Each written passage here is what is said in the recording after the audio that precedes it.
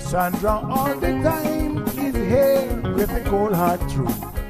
She's the ears and the eyes for me and you. Every day, everyone want to hear from Sandra. And every time on the air, she's getting better. Tell your sister, tell your brother, tell your mama. Call Sandra in the morning and in the evening. We always calling Sandra.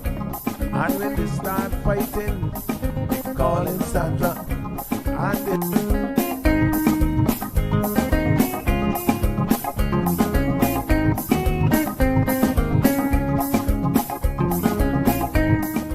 That's right, folks. Everyone is telling their mama about the cold hard truth.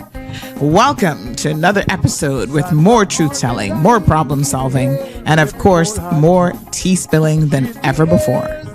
Sit back, students, grab your tea and turn up the volume because class is now in session. Call in at 936-2626 because your voice matters. Share your opinion on issues that matter the most to you.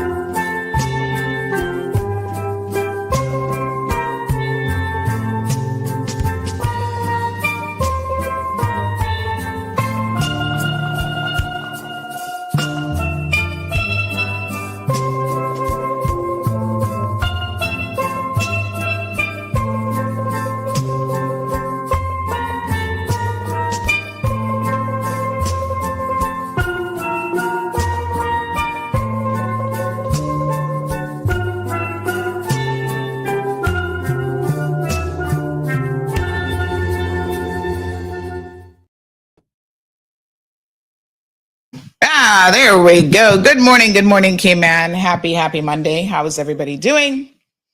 Welcome. My goodness, let me roll this sleeve down. Welcome to another episode of The Cold Hard Truth. Everyone had a great weekend? All right. I see some people in class this morning. Let me just adjust the air conditioning. You know, when you get a certain age, honey chill, you start to feel the warmth a little bit more than usual. Okay.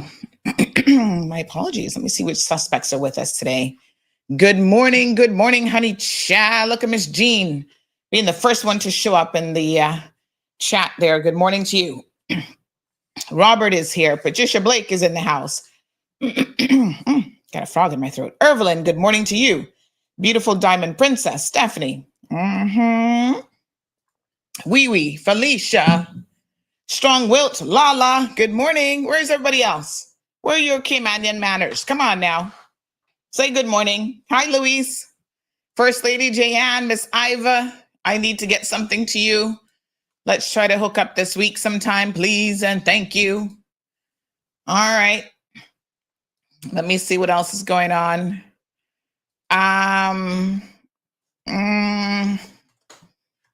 Okay. Yes.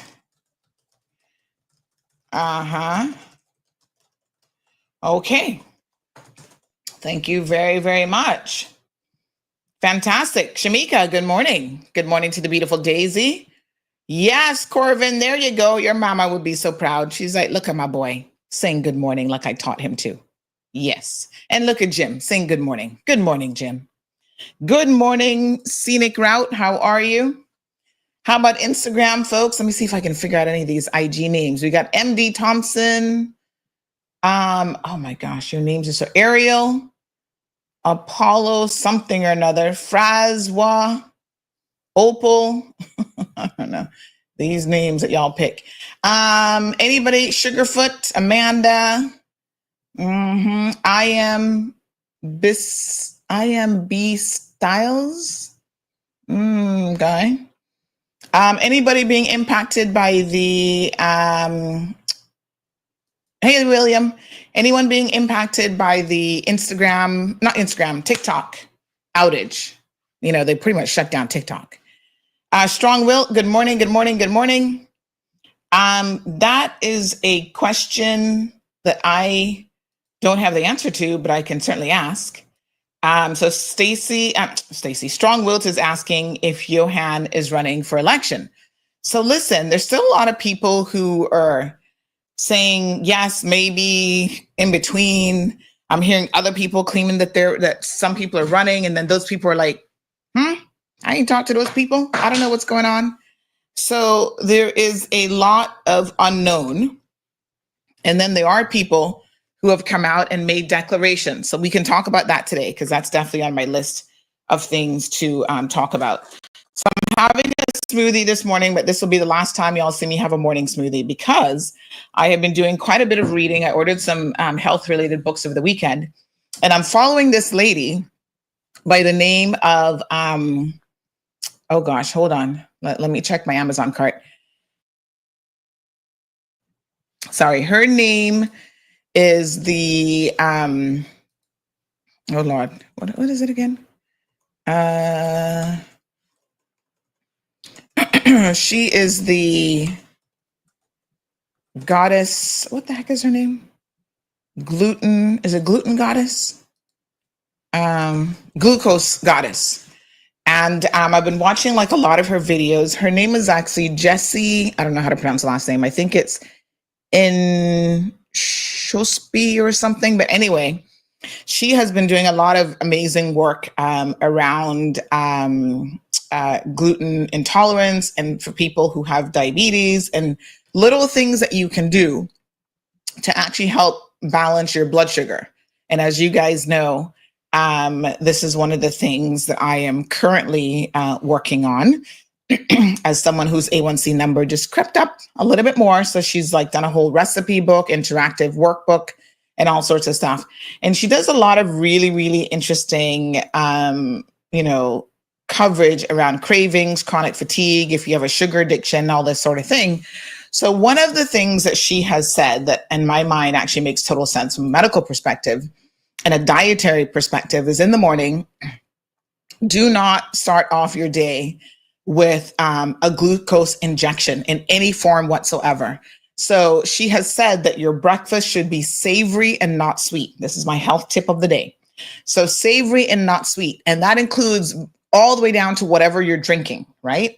So nothing sweet at all. No pancakes with syrup, no, anything sweet, no fruits, nothing. So a lot of us confuse, like we think, oh, the issue with sweets is, uh, um, you know, anything that's added sweets. Natural sugars are also a problem if you're watching your numbers. And that includes fruits and anything else. Honey. I know a lot of y'all like, oh yeah, just have honey. Honey is still sweet. It's still a sweetener. Just because it hasn't necessarily been processed or modified doesn't mean that you can have it. So nothing sweet in the morning, something savory, which would be like maybe an omelet, eggs, a piece of, turkey, chicken, whatever. You can even have leftovers from the night before, but nothing sweet, because she says once you spike that insulin level first thing in the morning, then you're gonna have a problem for the rest of the day. So some interesting stuff. And I know a lot of people love smoothies. Hey, so do I. I could drink them all day as a meal replacement, but unfortunately, there's very few smoothies that don't have an element of sweetness to it. Otherwise, we probably wouldn't drink it. So they are natural juices. They're just green juices. But juices in general are not the best way to get anything into your system, because when you juice anything, you're bypassing the fiber intake that you actually get. And the fiber is extremely important. It is better for you to eat a fruit than drink a fruit. That's rule number one. The occasional smoothie, and man, Miss Stacy can make some really mean smoothies. They taste good. But if you are really watching your numbers, treat it like a dessert. And nobody would be having a dessert first thing in the morning on an empty stomach. That's going to go right into your bloodstream, because that's what juices do as well.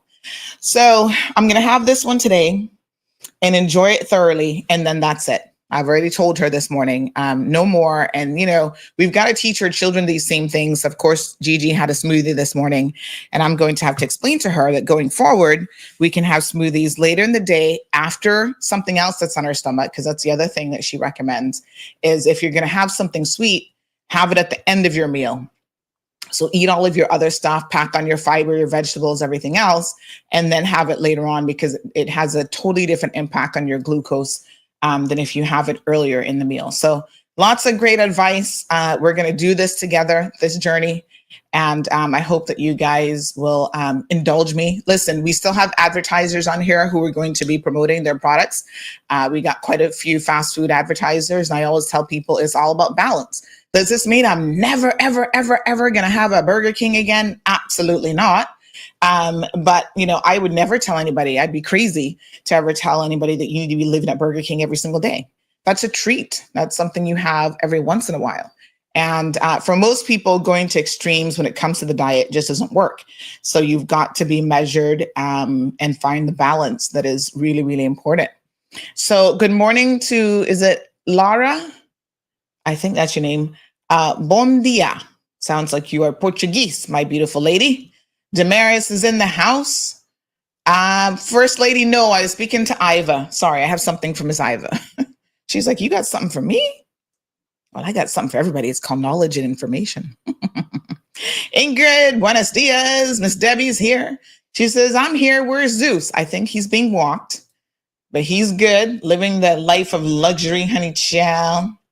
Miss Lucille, good morning to you. Let me see here now. There we go. That looks better. All right. We've got Loveliness Pablo Pangilinan. Is that right? Buenos dias. Good morning. Aliano's in the house. Aliano, you have a girlfriend? I saw you posting on Facebook, but you're dating somebody. Mess with you. I hear you. Irvin says, I was in Miami yesterday, and yes, it was shut down, but I'm here this morning and it's working. Oh, okay, on your phone. So TikTok, but I heard now today is the inauguration day for President Trump. I know a lot of you are super excited about that. And he has apparently made a comment that he's going to reinstate TikTok. He doesn't care about anything called laws, so whatever. The next 4 years is going to be a free-for-all in the United States of America, and guess what? I am here for the show. Trust and believe me. Woo, it's going to be interesting. Listen, I just don't want him to mess with the ESTA and my ability to go into Miami, shop for a couple days, maybe take a week vacation because I think I want to do something there in August for Gigi's birthday, and just let me leave in peace. And then Trump, you can do whatever the heck you want other than that. Prices are probably going to go up because of the tariffs that he's putting in place. So we'll see how that works out, because he's got a lot of rich friends who own businesses, including, Jeff Bezos, who owns Amazon. So if he's increasing tariffs from China, Mexico, Canada, Jeff Bezos might just go and have a chat with him and smack him upside the head and say, hey, buddy, I'm going to knock that weave off your head if you do anything to increase my Amazon prices, because we got customers like Sandy who like a good deal. So I think I got a scratch on my glasses. Oh my God, I got to take these in. So we'll see how it goes, and I will certainly keep you guys updated. But yes, today's his inauguration. Janelle, good morning. How you doing, honey? Chow, haven't seen you in a bit. How's everything? Abby's with us. Miss Olivia, Dee Dee's here for the show. Damien, good morning to you. Aliana says, nope, sounds like a bad breakfast option. You know what I had that was actually really good this weekend? Aliana says he likes his sweetness in the morning. I hear you there. You got a weakness for sweetness. You know what I had this weekend that was really good is some egg Benedict from, I've never been here for breakfast. I didn't even know actually that they serve breakfast, but Lloyd's Smokehouse. I don't normally do like smoked meats and stuff. So otherwise, like lunch, I've been there a couple of times. I think they have one or two salads they're all right, But their breakfast, surprisingly, I found an egg Benedict that's really, really good. So I tried that this weekend. Delicious. But again, don't have any juice with breakfast because that's a sweet. So I was like, oh, can I have fresh squeezed orange juice? And then I was listening carefully to what she said. And she's like, no, if you want an orange, you eat the orange. You don't have a fresh squeezed orange juice because that's still sweet. I'm like, And I'm going to tell y'all something about grapes that really I'm like, oh man. Now grapes is something that I need to put all the way down at the bottom of my I can eat list, just because it is a grape. You're thinking, oh my God, that's great, blah, blah, blah, blah. So Abby's saying how she loves the sugary coffee from Tim's. Yeah. We all have our guilty pleasures. Trust me. There's one Frappuccino. I don't even like coffee, but there's one Frappuccino that is to die for. But you have it once a month, once every other month, not every day. All right. Thank you, First Lady. Damien, maybe they should ban OnlyFans instead. Well, I think then you might really have a riot on your hands, but good luck. Actually, OnlyFans, even TikTok, allows a lot of people to have to make an income doing their whole social media thing. OnlyFans is a bit of an enigma because, you can have an OnlyFans where people just look at your pretty toes and they'll pay for that. I'm just saying, apparently you guys have all sorts of fetishes that you're into. Morning, Brother Paul. Joining us from Bermuda. Good morning, Emma. Lloyd's is fabulous, says YouTuber. I love their breakfast. Yeah, I didn't know till this weekend that they even had breakfast. So that was pretty cool. Yep, Jeff Bezos is getting married. I don't think it's going to be $600 million. That's been blown out of proportion. But, he's got the money if he wants to spend it on that plastic Barbie doll that he's getting now. Good luck to him. I want to see how long that one's going to last. Good morning, Joelle. They make their own bacon. How do they make their own bacon? You mean they got their own cows that then they slaughter? Not cows. You don't get bacon from cows. Pigs. So you say that they have their own pigs? I love a good egg Benedict. I really, really do. That's probably one of my savory breakfast options that I really like. All right. Waking up the Cayman Islands says hello from the UK. Outside freezing, want to come home. Oh, you guys been getting a little bit of snow and stuff in the UK, right? Like in London, some little frosty stuff outside. Buenos dias, Miss Alba. Yes, pigs. You get bacon from pigs. All right. They cure their own meat to become bacon. What do you made their own meat. So where's the meat coming from? Oh, I'm confused. Really? I might have to try a piece of bacon just to see.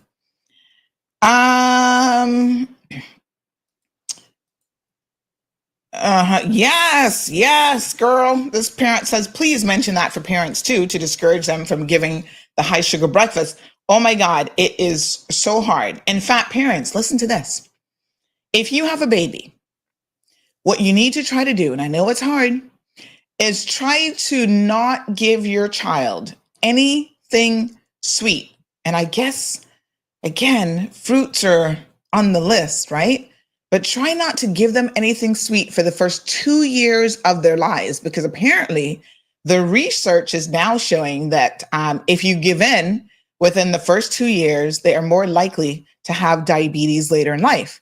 If you hold off and you don't give in, they are more likely to have healthier adult habits and just healthier numbers as adults. So what typically was, adult diseases, old people diseases, type 2 diabetes, obesity, fatty liver, and all this kind of stuff, we're now seeing it showing up in children. And so that means that unfortunately we are allowing our children to adopt because of course that's what they see, and we're feeding them these things, to adopt these really poor dietary and eating habits early in life. And it's hard to break a bad cycle once you're in it. So the best thing to do is try to set the pace early on where they don't have those bad cycles. And, if you unfortunately didn't have the knowledge and information to have your parents make better decisions for you, it's a battle for you because you've already, sugar's an addiction. You're already addicted to it. And so it's hard, and they make it so easy. Like, who hasn't thrown in, some cereal in the morning and be like, here, just eat your Kellogg's or Frosted Flakes or, whatever, because we're in a rush and we need to get out the door and you need to eat something. Child, hand them an egg, scramble a quick egg, or hand them a hard-boiled egg or something else, because it's very, very tempting. I have now said no cereals in my house. Yep. In fact, I have a cereal dispenser on my counter that I'm going to get rid of because we're not going to be buying any more cereals. And trust me, we love a good Fruit Loop when we're in a hurry, and we ain't doing it no more. I've told Miss Stacy, don't buy no Fruit Loop up in my house. Don't bring no Fruit Loop up in my house. No. Because if it's not here, we ain't going to eat it, right? So when she's hungry, we go open up the fridge and look on the counter. If it's not there, you're simply not going to eat it. So it starts with grocery shopping.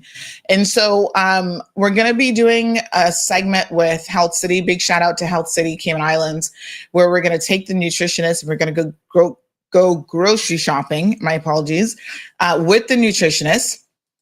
And we're going to look at labels. We're going to learn how to read labels properly.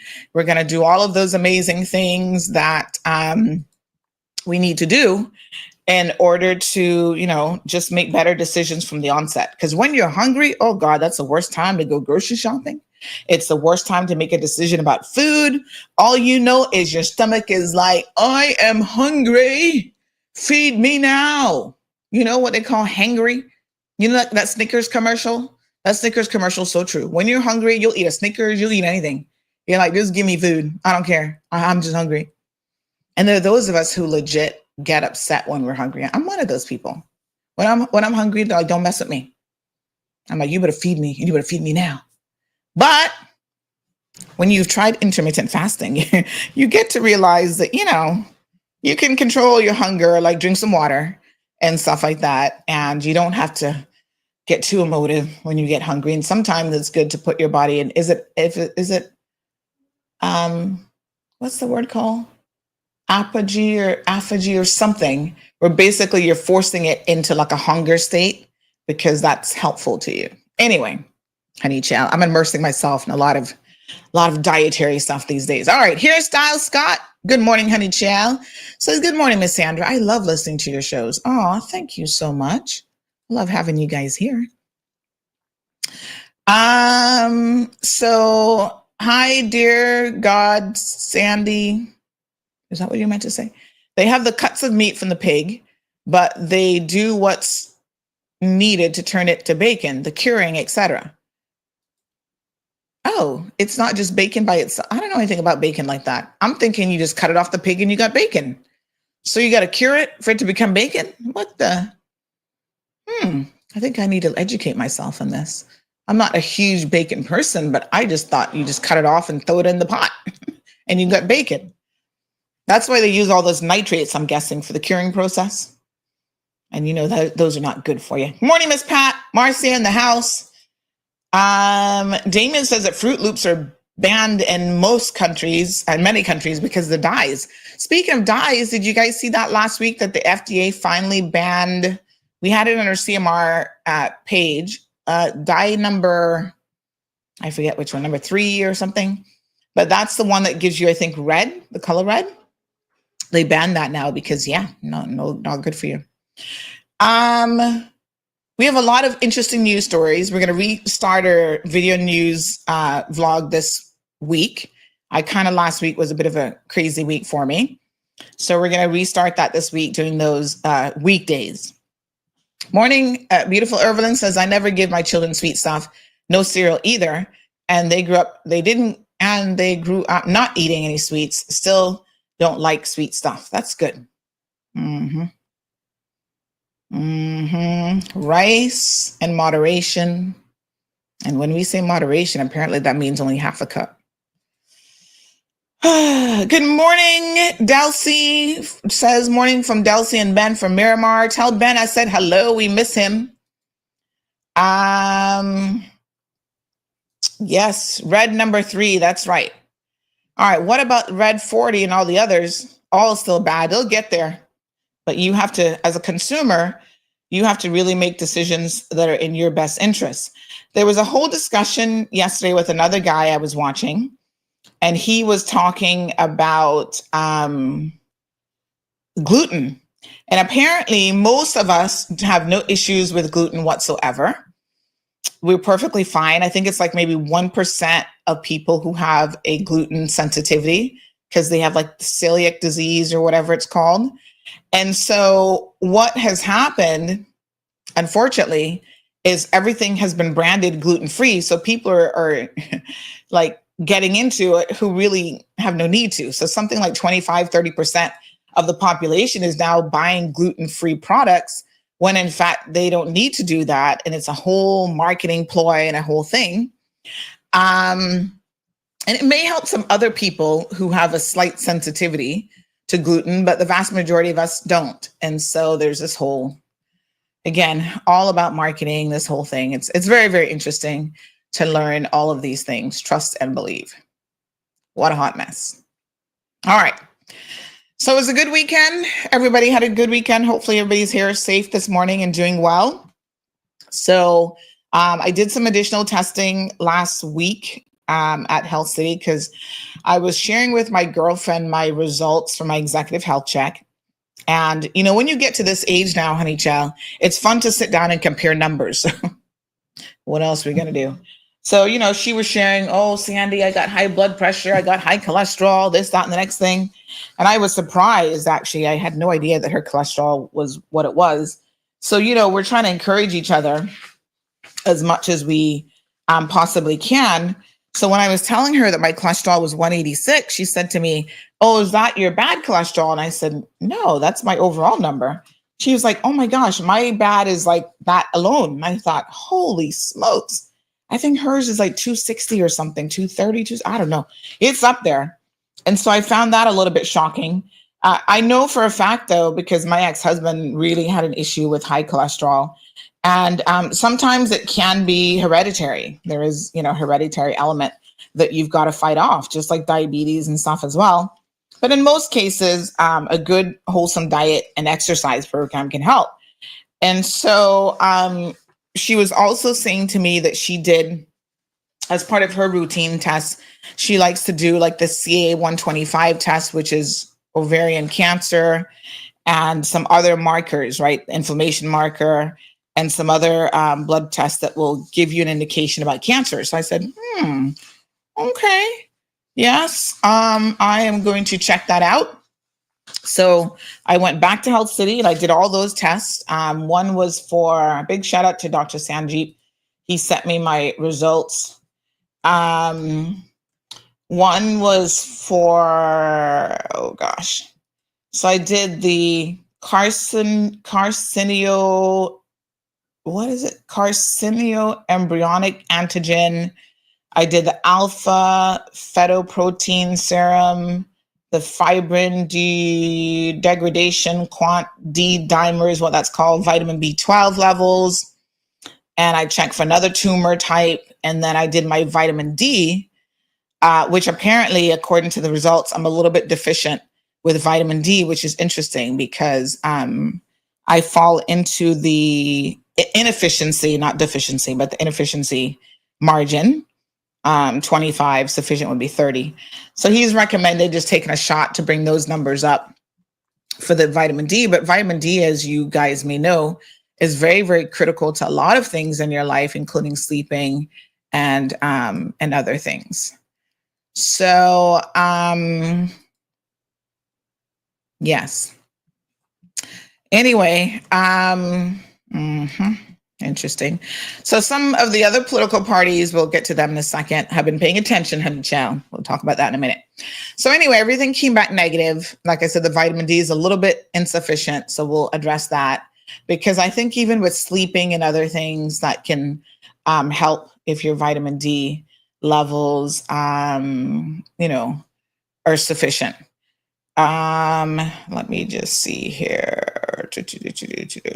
So yes, so make sure you guys focus on all these things. That's why it's important to know your numbers. I recall some years ago being told that I had a vitamin D deficiency. And I was also told that just this last time, which I didn't know, a little bit of anemic as well, which I was like, really? Because you may feel okay, you know what I'm saying? But then sometimes like you're not sleeping the best, and even the weight that you're carrying, if you're not getting enough sleep, the research shows that if you're not getting enough sleep, good quality sleep, you'll put on weight because, it messes with all sorts of things. And so trying to regulate your life as much as possible, your stress hormone levels, your, ability to have a good night's sleep, et cetera, being extremely important. All right. Morning, Stephen. How you doing? The money man. Yep. Johan is in the house. We got a question for Johan. Jean says people mistakenly conflate gluten-free with carb-free. So if their product happens to be gluten-free, they glob on it. That's the marketing tactic for the uneducated consumer. Yeah, it's definitely not carb-free. So, morning, Miss Faith and Hope. How you doing, beautiful? So, morning, Cayman kind. Evelyn, apparently you can take a shot that will give you your vitamin D level boost for an entire year. I'm checking that out. Okay, Friday. Good day on Friday. I went to the Economic Forum. Very, very educational. I try to go, I've been to quite a few of them now. And the only thing that surprised me about the Economic Forum this year, big shout out to the Chamber, by the way. They do a phenomenal job putting on events like this. Well attended. As far as I know, it was sold out, actually. Almost 300 people booked and were in attendance. And the one thing that I found interesting for the years now that I have been going is the fact that the politicians were out in full force. Interesting. Now, when I say politicians, let me clarify what I mean by that. I don't mean the incumbents. I mean newcomers who are trying to get elected. So I thought to myself, are these people there because they're trying to learn about the economy? That's not going to happen from one political forum, by the way. Or are they there just to be seen? I don't know. The only people that can answer that would be the ones that showed up. But I did think it was very, very interesting that they were there in full attendance. And I must say that the one group that seemed to have had everybody there, maybe it was mandatory for them to show up, was Dan Scott's group. So they were all in attendance. And funny enough, hold on. Let me just unplug this for one quick second. I should be hearing this ringing. The fact that I'm not.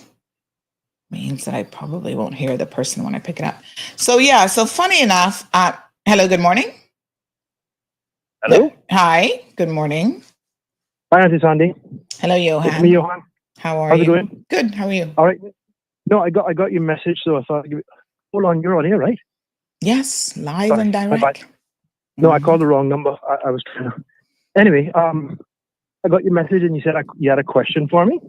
Far away?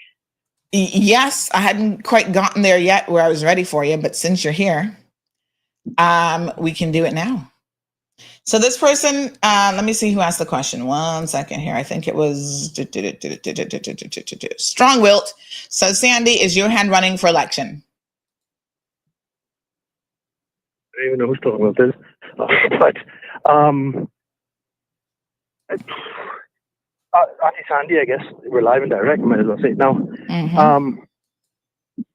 Sorry to disappoint certain people, in particular, Deputy Governor France Manderson and Premier Juliana O'Connor-Connolly. I will not be running in the upcoming election. So the campaign and the sort of shoo-shooing and the reasons and the attempts that they have now been working on for several weeks to remove me from boards, they can't use that as an excuse because I will not be running. Disappointing that Mr. Manderson, who would use his influence but have no constitutional or political say in how politically appointed boards are put together, or who should stay and who should go, apparently is leading the charge and applying all sorts of pressure, claiming that I am fighting against the government and criticizing the government. Unfortunately, he's got his facts all wrong. Any criticisms that I've made, I make directly of his management of the civil service, his version of the world-class civil service, and the lack of accountability and the poor results that emanate from the civil service, which isn't today. It's been a while.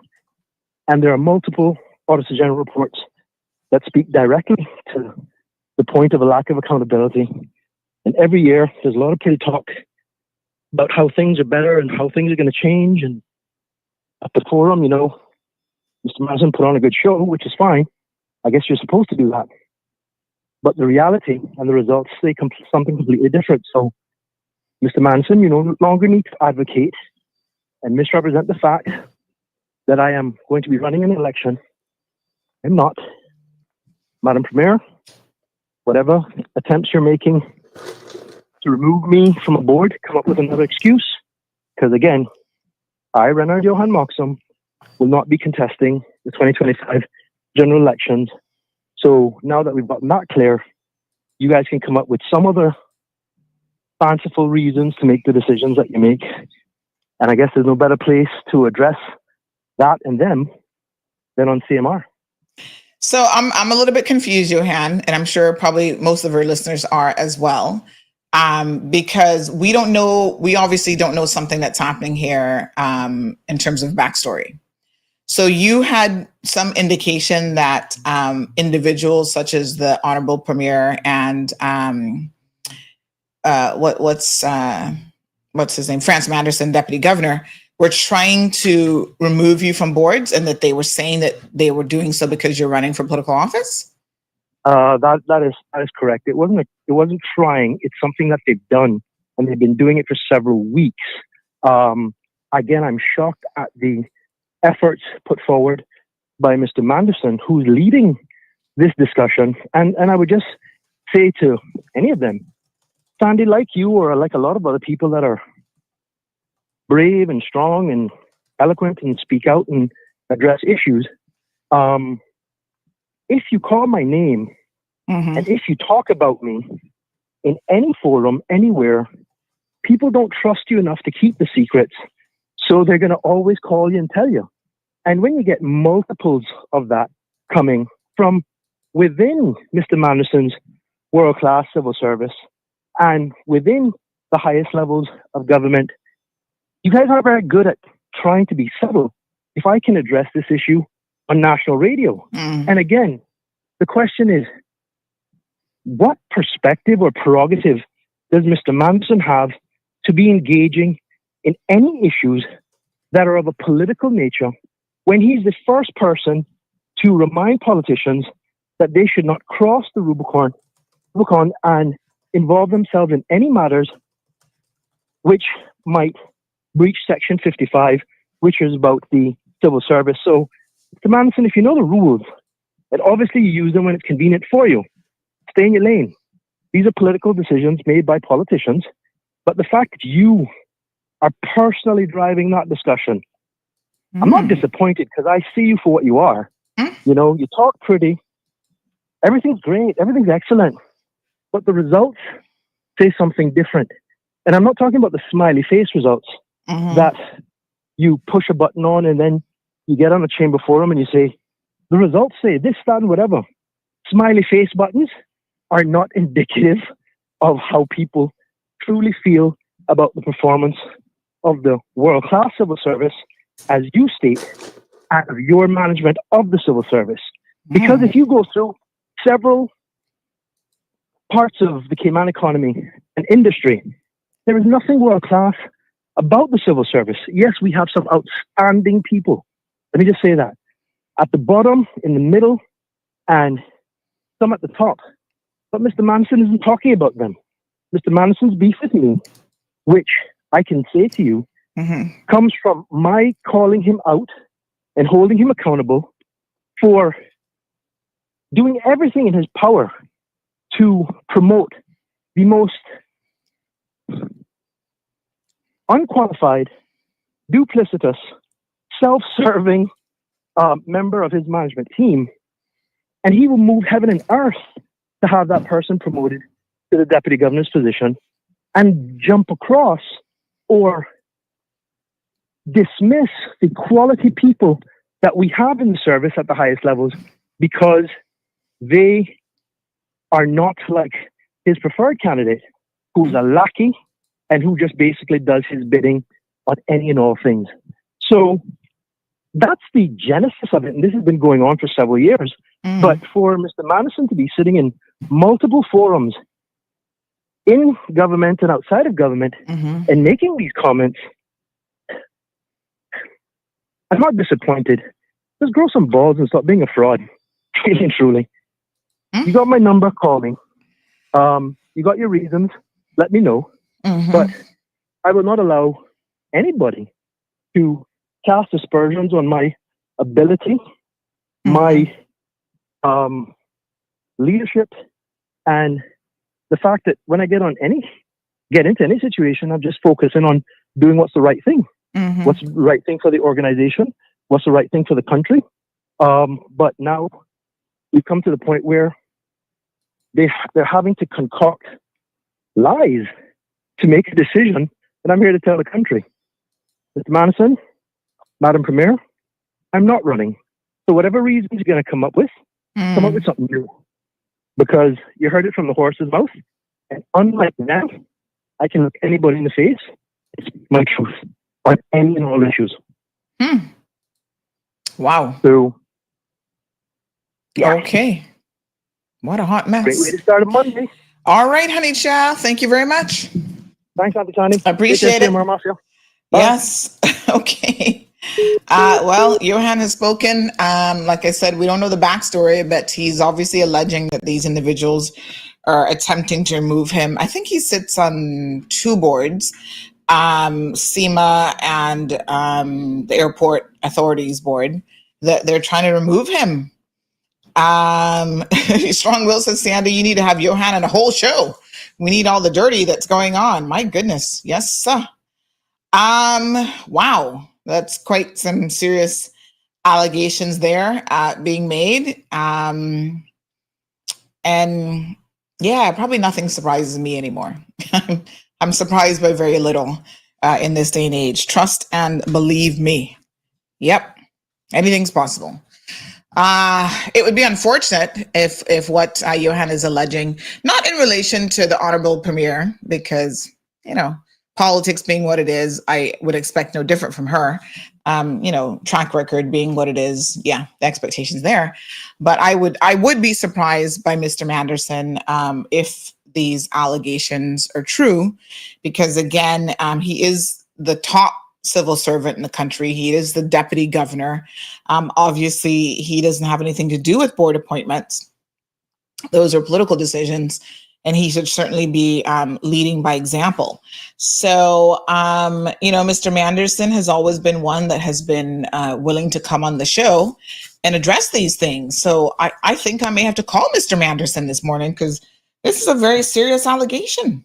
Let's see what Mr. Manderson has to say for himself, right? What say you, our listening audience? I believe in giving people due opportunity to respond. So let's see if Mr. Manderson's available this morning. Yes. Right of reply.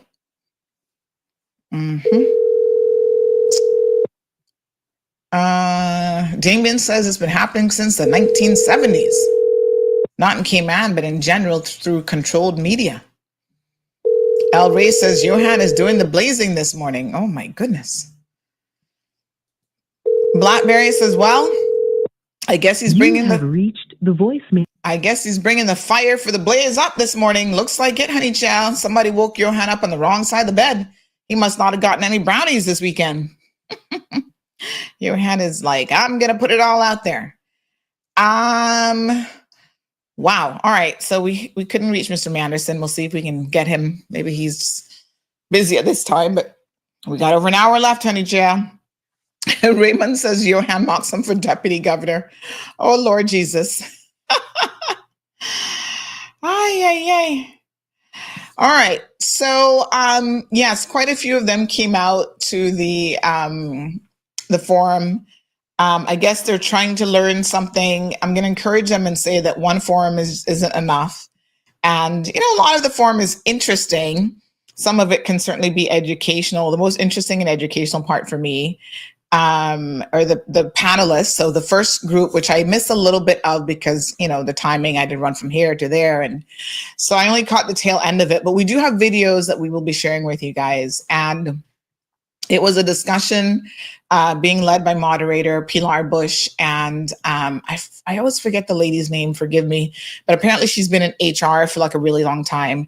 And then we had Foster's owner and MD, Mr. Woody Foster, and he was talking about the one part that I did hear, which really intrigued me, was he was talking about the importance of Caymanians having good work ethic, right? So he said, they have baggers, and being a bagger in Foster's apparently is like a big deal because they always have a huge waiting list of people who want to be baggers, young kids. It's reserved mostly for them, like during school breaks and after school and whatever. And so, yes, the other person on the panel was Juliette Johnson, also known, I think her married name is Juliette Dufault. She's Sir Vassal Johnson's daughter. And so with her, years of HR experience, she was talking, I suppose, although I didn't really hear much from her about that. But Woody mentioned how, as parents, we have to step up to the plate and do a much better job, because a lot of times parents will come to him all upset that their kids got fired as baggers because they didn't show up to work on time. And, they were constantly late, or they didn't show up at all and didn't bother to call. And then they're like, oh, well, my kid had something to do, a doctor's appointment, or they had to go on vacation or whatever. And the parent didn't bother to tell fosters that or have their child tell them that. And so it occurred to me that, and I've said this before, Caymanian parents, we need to step up to the plate on behalf of our children and stop letting them think that being a Caymanian is a qualification in this world, because it really, really isn't. And if they're not learning these good habits early on in life, showing up on time, keeping your word, keeping your obligations. And if you don't do it, there are consequences. You will get fired. And what you're going to do? You no longer will be getting that little money. So I was thinking about it, and I want to message Woody, actually. I need him to put Gianna's name on his waiting list, because I don't know how many years it'll take to get through the waiting list. But, she's not ready yet. She's only 8. But I figure by the time she's probably about 12, I want her to be out there bagging groceries and earning some money too. Because, when I was in middle school, I was hustling, selling my little candies, baking my little cookies and brownies and selling those in school. And I was also, in high school hustling. So yeah, there's absolutely nothing wrong with that. And that's how you teach kids, how to earn their keep, so to speak. And there's a balance, because children will see you. And as we make this mistake as parents, if you grew up poor, the last thing you want your kids to do in life is to suffer and to grow up poor like you did, because you think growing up poor is the worst thing that could happen to a person. Trust me, it actually isn't. There's a lot worse things that can happen to you. So you want to give them a comfortable life, and there's nothing wrong with that. But I think if the messaging doesn't come with it, that unfortunately, they don't learn that struggle builds resilience, And so you are a product of your struggles. That resilience that you have today is because you have struggled and you have done, the things that you needed to do to come out of where you were, in an effort to save our children from the struggle, not knowing where food is going to come from. There's always food in the fridge, food on the table, an excess and abundance of everything. When they ask for something, we just give it to them. Mentality really sends the wrong message, unfortunately. And so our children don't learn how to work for what they want. They feel like the world owes them something, like things are going to just end up in their lap. All of these things. And so there is a balance, because yes, you want them to be comfortable, but you have to do it in a balanced way. And I think there are things that you can do, making them work for their allowance as opposed to giving it to them. So I used to work for my grades. Like if I got an A, I would get so much. A B, I would get so much. I didn't get any money for anything less than a B. A C is mediocre, medium. There's no reward for being mediocre in life. Sorry to say, you're not excelling. And so I had worked out this little deal with my uncle where I'd get, I can't remember how much it was. It might've been $10 for A's and $5 for B's. And then anything below that, you don't get anything at all. And then I would also go out with him and pick up, on weekends, we do a recycling. So we pick up bottles and the cans and take them to the recycling facility in Tampa. And then whatever money we got from that, he would let me have as like spending money and stuff like that. So, we have to be cautious, because kids see us like, oh, we live in a house, and kids, their perception of the world is so skewed at times. When she was about, I don't know, she was probably about 6 years old, and she went to a little play date. These people have a really big house, right? So they've got 8,000 square feet. We might have 4,000 square feet, but they've got 8, and you get lost in these homes. And kids see that and they think, oh, well, I'm living poor because I only live in a 4,000 square foot house. And you have to say, no, that's a 4,000 square foot house is plenty big. And everywhere else in the world, you're living the life. Okay. There are people who live in huts. There are people who don't have homes. There are people who don't have water. At their school right now, they're doing a fundraising effort. She went around the neighborhood yesterday to some neighbors, and she's going to do some more hopefully this evening. But she went around asking them for a donation, because they're reading a book in the 2nd grade, and then the 7th grade class is reading an older book about the same thing, right? South Sudan, as in many places in the world, they do not have access to fresh water. And so the school is trying to raise $4,000 to be able to build in this little village a clean water well for the families in that area to have access to fresh water. And I said to her, there's a lot of people in the world who don't have access to fresh water. They don't know what a cell phone looks like. They don't have access to a mobile phone and all of these other things, air conditioning and TV and things that we take for granted and that we think is the norm everywhere in the world. So you can raise children that, yes, they can be privileged, because they are, to have these things, but you have to let them know that these things didn't just fall out of the sky. Your parents, me, her dad, We have to work. That's why we get up every day and go to work, because the lights don't stay on if you don't pay your bills. So we have to work. We have to make the next, speaking of lights, I got to pay my CUC bill. I got to notice from them. If you don't pay your bills, it will get shut off, you know? So these are the things that you have got to do on a regular basis. That means that you have to get up and you have to go to work. And, you know, teaching them early on in life that it's important to work, I think, is also very, very important. So make them go and buy groceries, make them pick up stuff. You know, we have our little punch card system. There is something right now that she wants off of Amazon. And I've said, okay, in order to get that, you have got to earn it. And so I'm expecting some extra things to be delivered here, you know, over the coming week or two, in order for that item to magically appear in the Amazon cart. Because they don't understand. You click a button, it's an Amazon cart. Oh yeah, mommy ordered it. Mommy had to find that $100 to order that thing. And so now you're going to find it in your behavior, reading some extra books and doing some extra work. I'm just saying. Cayman Kind says, I was hearing Mr. Madison was running for the election. Lord help us. He can't even run a worst or want to be world-class civil service. What will run? How will, I guess that meant to say he run our country.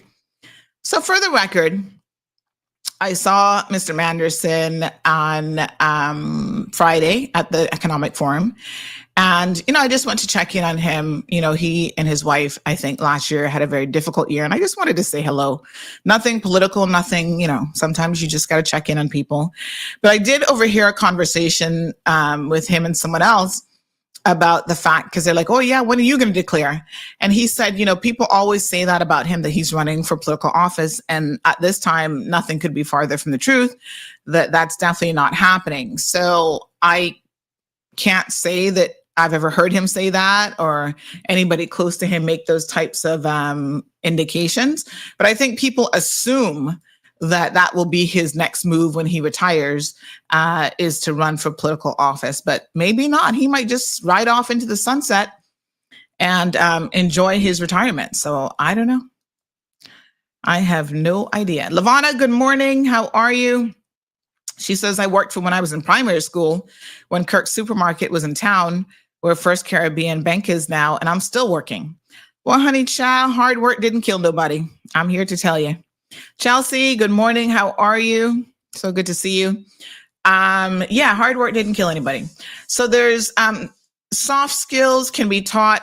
Oh yeah, so apparently the Foster's bagging program, this individual who was at the forum says it's one of the few local organizations that provide work experience opportunities for children and teens.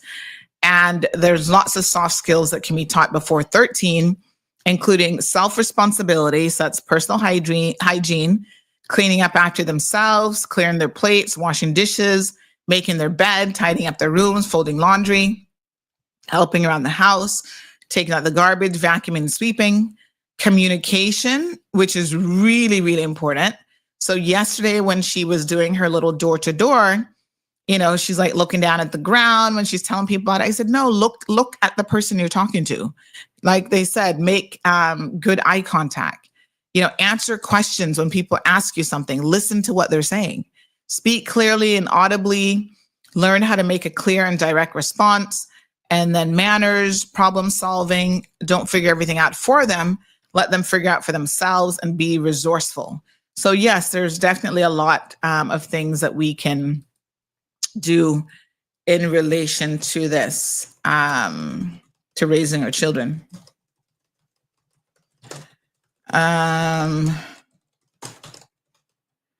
Yes. Okay. All right. Let me just see here. All right. Yep. Person goes on to say that there are things that we as parents and families need to deliberately cultivate in our children. So yes, indeed. All right. Yep. Good.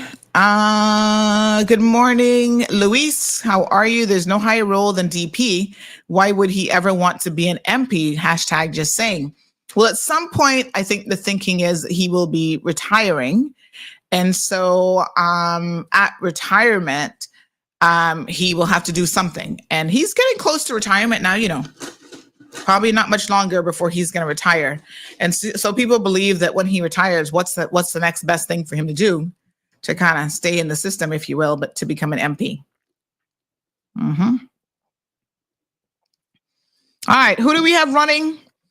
Lord Jesus. Every dog, cat, puss, everybody is running. It's just crazy. So let me talk about some of the lesser known candidates that honestly, they're not going to get elected. Sorry to say. They'll probably get 100 votes like they did last time. And it is what it is. At some point, I think people have to know when to throw in the towel. What's that song? You got to know when to fold them and when to hold them. One of the things that I've noticed is that people really don't know when to fold. There are people who are incredibly delusional about their position and what it is that they're doing. So, what can you say except good luck? One of those people, Raul Gonzalez Jr., there in Newlands, he clearly does not know when to fold. He's running. And so he, in fact, over, I think it was last week, was already breaking some of the rules as it relates to sign placement. Now, honey child, as many times as you've ran, I would expect you to be an expert in this area, quite frankly. This is not something that you should be getting wrong at this stage. You should be seasoned on how to run a political campaign, because this has got to be your third or fourth time now running, right? So he put up this sign, and I'm thinking it's probably NRA that came back to him and said, honey child, move this. So this was at the end of the bypass. And for those of you who are running for office and you don't know the rules, I will tell you that what you need to do is you need to read the relevant legislation around it. So, right away, people were sending me stuff about sign guidelines 2024. So this is a topic of conversation, and people need to know, where they're putting their signs and how that is supposed to work. There's lots of rules that govern things from your spending to sign placement and other things. And if you don't know the rules by now, you got a problem, honey chill. So go figure out your rules, know what the rules are, and by all means, follow them.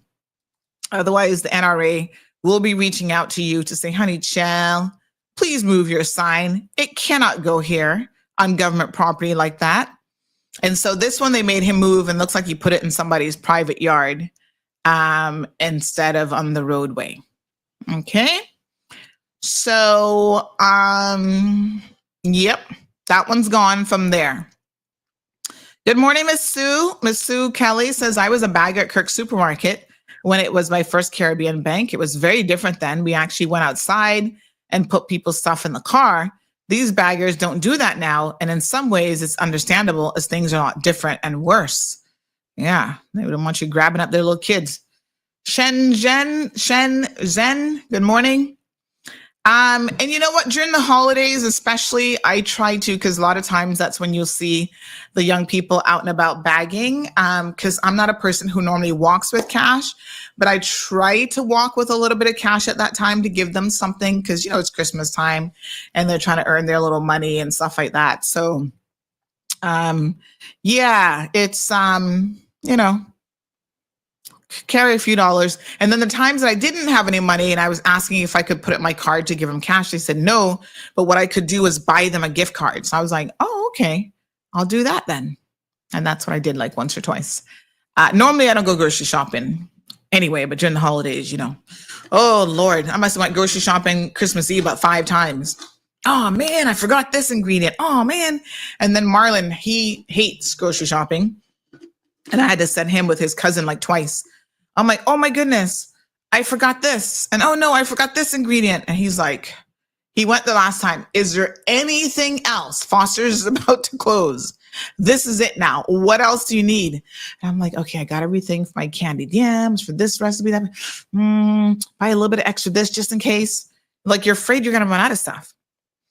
Anthony says this is like Raul Gonzalez, Vincent Frederick, and John McLean. Only them has ran more times than Miss Mary Lawrence. They need to know when to quit. Vincent, hopefully not going to waste his time again. Hopefully. Anybody know Vincent? Message him and tell him don't bother. John McLean is in again. He's in the race again. And Raul definitely in again. We have some other people that I'm of the opinion that are wasting their time. And one of them, I was a bit surprised to see her,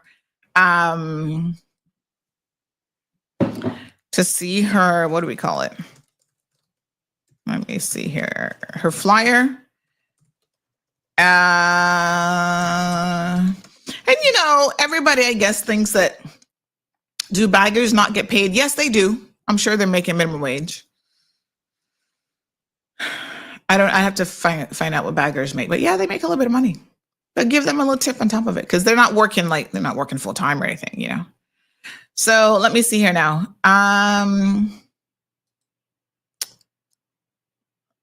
This person says, what a shame that Johan says he's not running. He's got a lot of fresh energy to bring to the table, but he needs the support. Do you tip the cashier? No, but the baggers are different. I do tip baggers because they are kids and we're trying to encourage them in a different kind of way. So no, I don't tip cashiers. I see the point. I see where you're going with this, honey child. But I do see the baggers as different. They're not working a full-time job. They're not getting the same hours and that sort of thing. They're working seasonal, you know. And we're also trying to really encourage them to stay the course. But I do tip my waitress. Now, aren't they getting paid? I'm just saying. All right, so listen. Let me find this flyer for you guys because this one kind of made me pause. And Anthony says, Patricia Bryan too. What's up with that flyer? This is the one that I was going to get to, honey child. Anthony, you're a mind reader. You read my mind. Yeah, I don't know what was up with this flyer. Anthony says she needs grammar classes. I didn't know who designed the flyer. Well, it was poorly designed. And the thing is, if you're trying to run for this country, to manage this country, and you can't even manage a campaign, you better believe that you're going to have some problems. This has got to be one of the worst flyers I've seen in a way, right? So the bit over to the left, I don't necessarily have any issues with. I mean, I do, but you know, the long singular paragraph, which I guess she wants us to read, which is, you know, about herself. She says, Patricia for the people. That's an interesting tagline. Actually, not too bad there. Candidate for Georgetown West election 2025. And then she says, my Caymanians, my name is Patricia Bryan. Well, what I can tell you is this is so poorly written on a number of different fronts that if you made it past the first paragraph, you did good. This is not the kind of thing that you want to read when you see this. Okay, so there's something to be said for design. Honestly, if you can't design something that is pleasing to the eye, you probably need some professional help with it. So it's difficult to read this because everything is jumbled up together. There's no paragraph breaks. The font even that is being used is a difficult visual font. I don't know what font this is, but it's not the best reading font. It just leaves a lot to be desired. And then I think because of how it's put together, and again, I don't know if she did this herself, if she kind of designed this herself or how this happened, but she says, my name is Patricia Bryan. Okay, I don't think you needed to necessarily do that because it says Patricia Bryan right over on the other side. Goes on to say, I'm honored to announce my candidacy for the electoral district of Georgetown West in the 2025 Cayman Islands general election. I decided to stand in a district where there are many Caymanian families who originate from similar backgrounds as I do. underprivileged, and working class, yet where there are Caymanians who can show more can be achieved. Well, I would hope that would be every district, but okay. Caller, good morning. Good morning. And I just had to say this. Nowadays, like, there's no excuse for that because you have AI. Literally just put it in AI and say, make this better. And voila, it's done. Like, there's no excuse for it. Yep. None. Yeah. I mean, my God, you could pay somebody $10 to design a better looking flyer than this. She can give me the money. I will put it in AI for her and help her out. Start earning money from AI. Good for you, girl. Thank you very much. So yeah, I mean, there's a lot wrong with this. Sentences that don't make no sense. If you're going to write like paragraphs and sentences as opposed to bullet points, you got to make sure. So she says that's a full stop after more than can be achieved. And then the other sentence is that Caymanians are successful people. I mean, it's just structurally, listen, honey child, I'm sorry. I know your brother is the minister, the deputy premier, but you're just not ready. Not ready at all.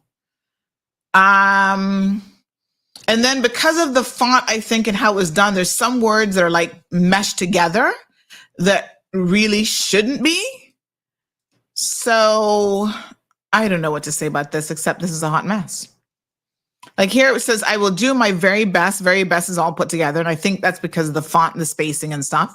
To spruce up Georgetown West and give renewed security to its residents. What does spruce up mean? How's she going to spruce it up? All Caymanians and these Cayman Islands.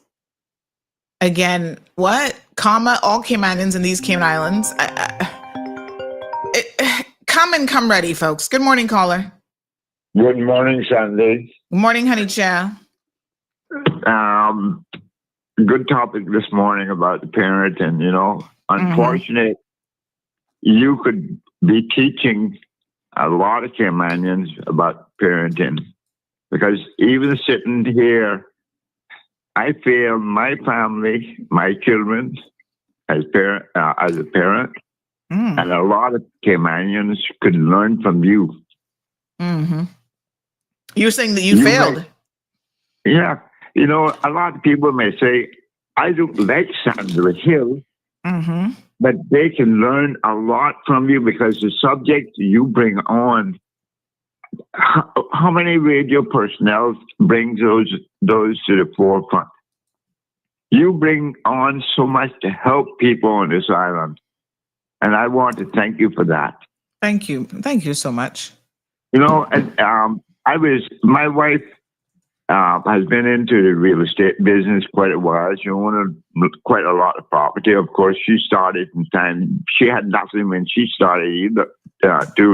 Most people knows her as a French Canadian woman who teaching in the high school. Her name is Louise Ely, and this guy came to her and said, I need a job. She decided to give that young man a job. She worked for a whole week. Whole week. He was a good worker. And then he didn't show up. And Monday morning, Tuesday evening, she called and his mother answered the phone. Now, his phone, she had his phone number.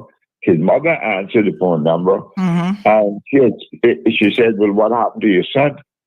Oh, my wife, I think she paid him $400 for 6 days. And this probably been 10 years ago. Young guy is not qualified for anything. She paid him like $460. And his mother says, I am not going to allow my son to work for that kind of money. Yeah. Well, what kind of skills did he have that he'd be making anymore? He had no skills. And this is the problem as parents, right? We cannot put down the children. Yeah. When the parents have failed the children. Right. It's sad. I wouldn't even give you his name. And I have a family member who is working, constantly working. Her son is she took him out of home study because his social skills wasn't there, but doing home study.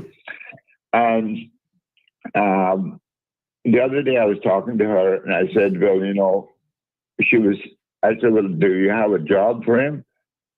I put in an application for him. I said, you put in an application.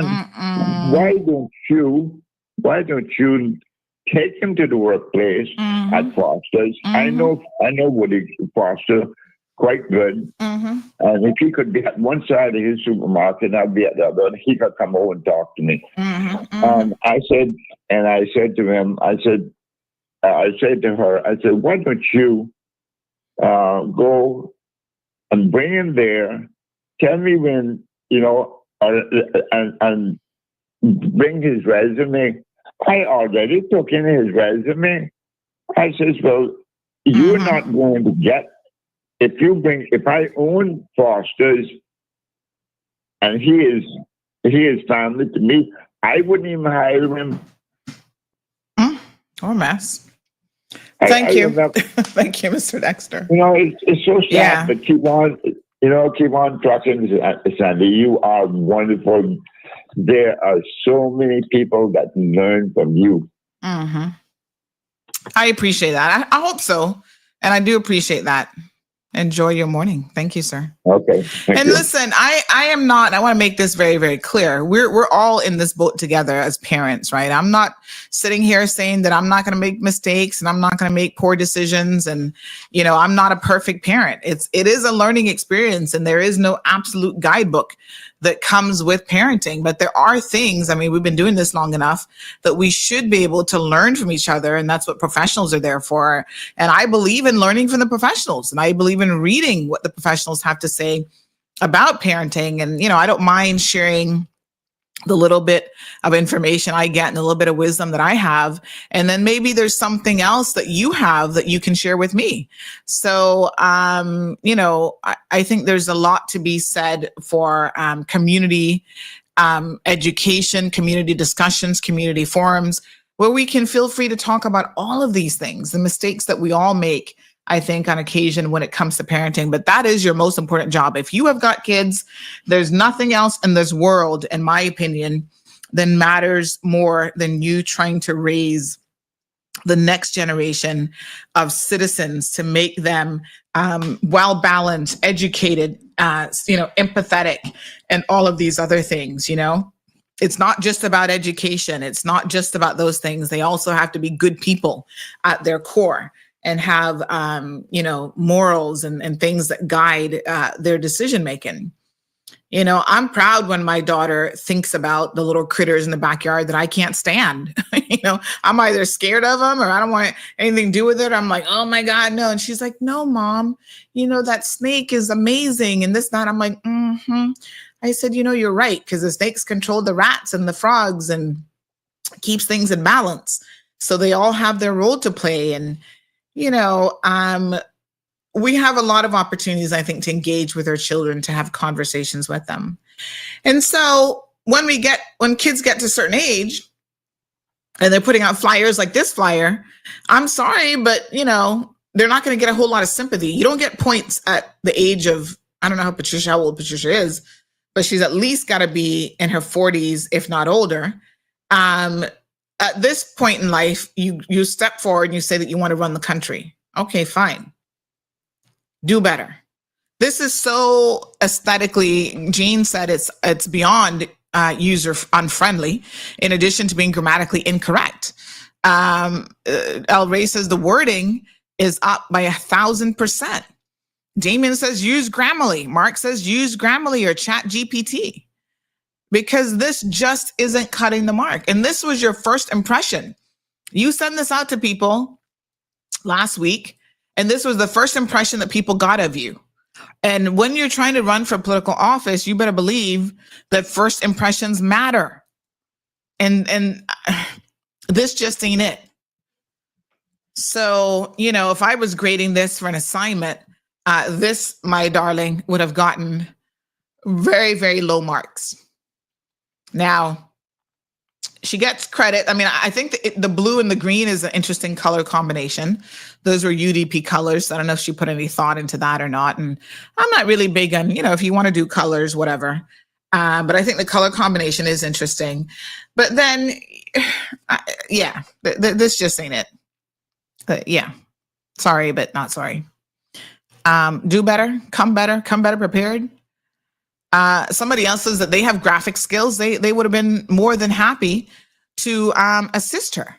Now, by extension, let's continue to have this conversation about how prepared political candidates come, right? If you come on this show, and I know that some of them are skirting around coming on this program because, Sandy, gonna be asking tough questions. What do y'all think this is? A walk in the park? Okay, this is not amateur hour. And I've said it early on, way before the campaign. I said, come prepared, come ready, come with your A game, because this is not amateur hour. I'm certainly not here to hold your hand. That's not what this is all about. Okay. So this isn't going to cut it. Let me show you something else that's not going to cut it. And then I'm going to show you some good examples of what's going to cut it. Right. So, I said that placing your signage in the wrong place, you can't follow the rules, isn't going to cut it. Mr. Raul, not for nothing, but I've heard, and I want you to address this, that you are so poor at following the rules that you have even squatted on your neighbor's land and built all of those fancy bird houses and all kind of stuff on somebody's property just because they live overseas. And that extension of your property, you keep going outwards, that isn't even your land. Did you buy it from the lady, or are you just squatting? Because we're going to go and check the records here shortly and see if you own those 3 parcels, because I'm being told you're clearing land that does not even belong to you. See, you can't be doing that kind of stuff if you're running for political office. Oh no, honey child, come again.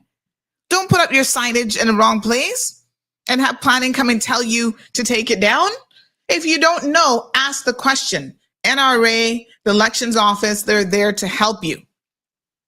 All right. Here's another one that we briefly mentioned last week that's all wrong for all of the different reasons. Now, I must say, in terms of design, this one isn't the worst I've seen, for sure. It's not too bad, I suppose. This is Leon Gold, who's running for West Bay. But then he talks about district council's primary area of focus. We don't yet have district councils, so I'm not really sure, what he means by that. So is he running to try to be on a district council? Is he running for a candidate in terms of being an MP? So I think he's confused people a little bit, because when he mentions district councils, you almost kind of feel like, okay, is he advocating for district councils and then saying, okay, this is what we should focus on? But we're not there yet. Did I say, what district did I say? Red Bay is where he claims that he's running. So I think that, I said West Bay, my apologies, Red Bay. So I think that what he should have done is put, if he's going to do, a list, put on the list that, he's for district councils. That might have been important. Anyway, people are just throwing out topics that obviously they think that we care about. Free healthcare for children and the elderly. I'd love to see how he's going to deliver on that without increasing our current $1 billion budget. Now, examples of preparation. Not for nothing, but last week, this is a screenshot from the show with the TCCP. I got to remember their acronym. They were on the program and they came with slides. So they anticipated some of the questions that we would have been asking. For example, what distinguishes them from other political parties? That was the number one question that you guys had. What makes you different? And I thought that it was good of them to send through slides, and they were somewhat prepared. Now, the design of the slides needs some work. And I've already emailed their team and said, let's work on it. So everybody gets the same level of critiquing from me, honey child. Nobody gets a pass. So none of y'all not got no A grades yet for your money that you're earning. You're only getting B's. This is a B. So you're going to get $5 and not the $10 that Uncle Willie would give you for A grades, right? So step it up. Make sure that your slides are done professionally, that, you know, your text isn't overlaying on the logos and that sort of thing. Put it together, make it more interesting. Again, there are tools and people who can help you with designing your slides where they look uber professional. All right. Ralston, he had a fantastic show that we aired, a fantastic interview, I should say, that we aired on Friday. That's part 1 of a series that he's going to do on education. Now, to Ralston's credit, he came prepared. In fact, give me 1 second. Let me grab some notes here. I'm going to show you guys, Miss Stacy. Let me see if I can get a hold of Miss Stacy. There's something on the kitchen counter that I need you to bring for me, those papers. Let me get Miss Stacy to bring this for me. Otherwise, I'm going to have to get up out my chair and stop the show. Let's see. I meant to put those in the office anyway, because I need to go through it now and prepare for the next interview. But he actually came prepared. I'm going to show you for his preparation what he brought to the table. Right? And this is the kind of thing now, talking notes. Miss Stacy, the papers that are on the kitchen counter, bring those for me, please. Okay, thanks. You know, when you come prepared, honey child, it really makes a difference, even just doing your show appearances and that sort of thing. This is the right ear. I got the wrong ear in. Hold on. There we go. Mm-hmm. All right. So, you know, have your A game together. The thing that I found interesting about Ralston, as I was sitting there interviewing him and as I read your comments on Friday, as you guys were listening to the program, is in all honesty, Ralston was actually, come Miss Stacy, Ralston was actually an excellent minister. I have not heard, thank you, a single person who said that he wasn't. He got tripped up by other stuff, and we will obviously, he's addressed those. I think he needs to delve into, based on the questions that you guys have sent through, he needs to delve into those a little bit more. But here is, this is what Ralston came with. Let me tell you how many pages worth of material this is for singular interviews. So you got 1, 2, 3, 4, 5, 6, 7, 8, 9, 10, 11, 12 pages. I need to staple these together of his list of accomplishments, and he has them laid out: enhancing leadership and governance. These are all of the things that he did. I'll see if I can get him. I don't know if he has this electronically, but I'll show you guys here. These are all of the things that he did in relation to when he was education minister for the 1 term. And legitimately, there are things in here that I didn't know, right? He was the one who set up SciFec. I didn't know that under his leadership. They did a meeting with all the teachers. There were teachers who were so excited. And even a teacher, she's no longer a teacher, but she reached out to me over the weekend, said, I'm listening to the interview at Ralston. And I can tell you that when I was in the school, all the teachers were excited for Ralston to come because we'd never had that opportunity, that level of engagement before. And it was something that they really, really welcomed, right? First food health standards for canteens. That was September of 2010. Establish a range of task force committees, the Scholarship Review Committee, early childhood, focusing on that and putting the early childhood program in all the schools. At-risk strategy planning team, business studies advisory committee, literacy advisory committee, teacher performance management review task force. There's a lot in here. There is a lot in here that I was quite frankly shocked and surprised. TVET, literacy and numeracy programs, new literacy specialist role was established in July of 2010. Implemented new literacy strategy, focusing on teacher training and improving teacher competencies, and they're using assessment levels. Introduce a national screening tool to identify students at risk of literacy failure. Implemented new literacy tests for literacy and numeracy. I mean, there's a lot in here. And so it was good of him to come prepared to that interview and provided me with all of this information. Because now I've got dates, I've got programs, I can fact check, And all of this matters. Folks, come to the table being prepared, okay? I'm not here to hold anybody's hands. You will get the tough questions, but if you are prepared, the tough questions don't mean nothing. You'll answer them and we will move on.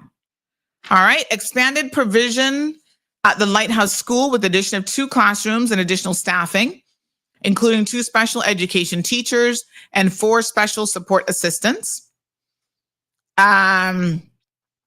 Provided every government school with access to SEN specialist staff, priority for direct speech and language and occupational therapy, launched the music therapy program at the Lighthouse School, introduced transition classroom to serve year 1 students. So it is a lot. You guys say, well, what can you do in 4 years? Well, apparently you can do a lot in 4 years. I'm just saying. You got to be prepared. Upgraded of wireless networks at Georgetown Primary School, Lighthouse prospect, John A. Cumber. Renaming of school facilities to recognize contribution of nation builders. So that's when they took the Cayman Brack High School and named it the Lehman A. Scott Senior High School, Shirley Kidd Memorial Hall, and the Sir John A. Cumber School. So, come prepared. That's all I can tell you. Some of y'all not ready. And if you're not ready, you're going to hear it from me. So don't get in your feelings and don't feel no way about it. All right. Thank you. Thank you.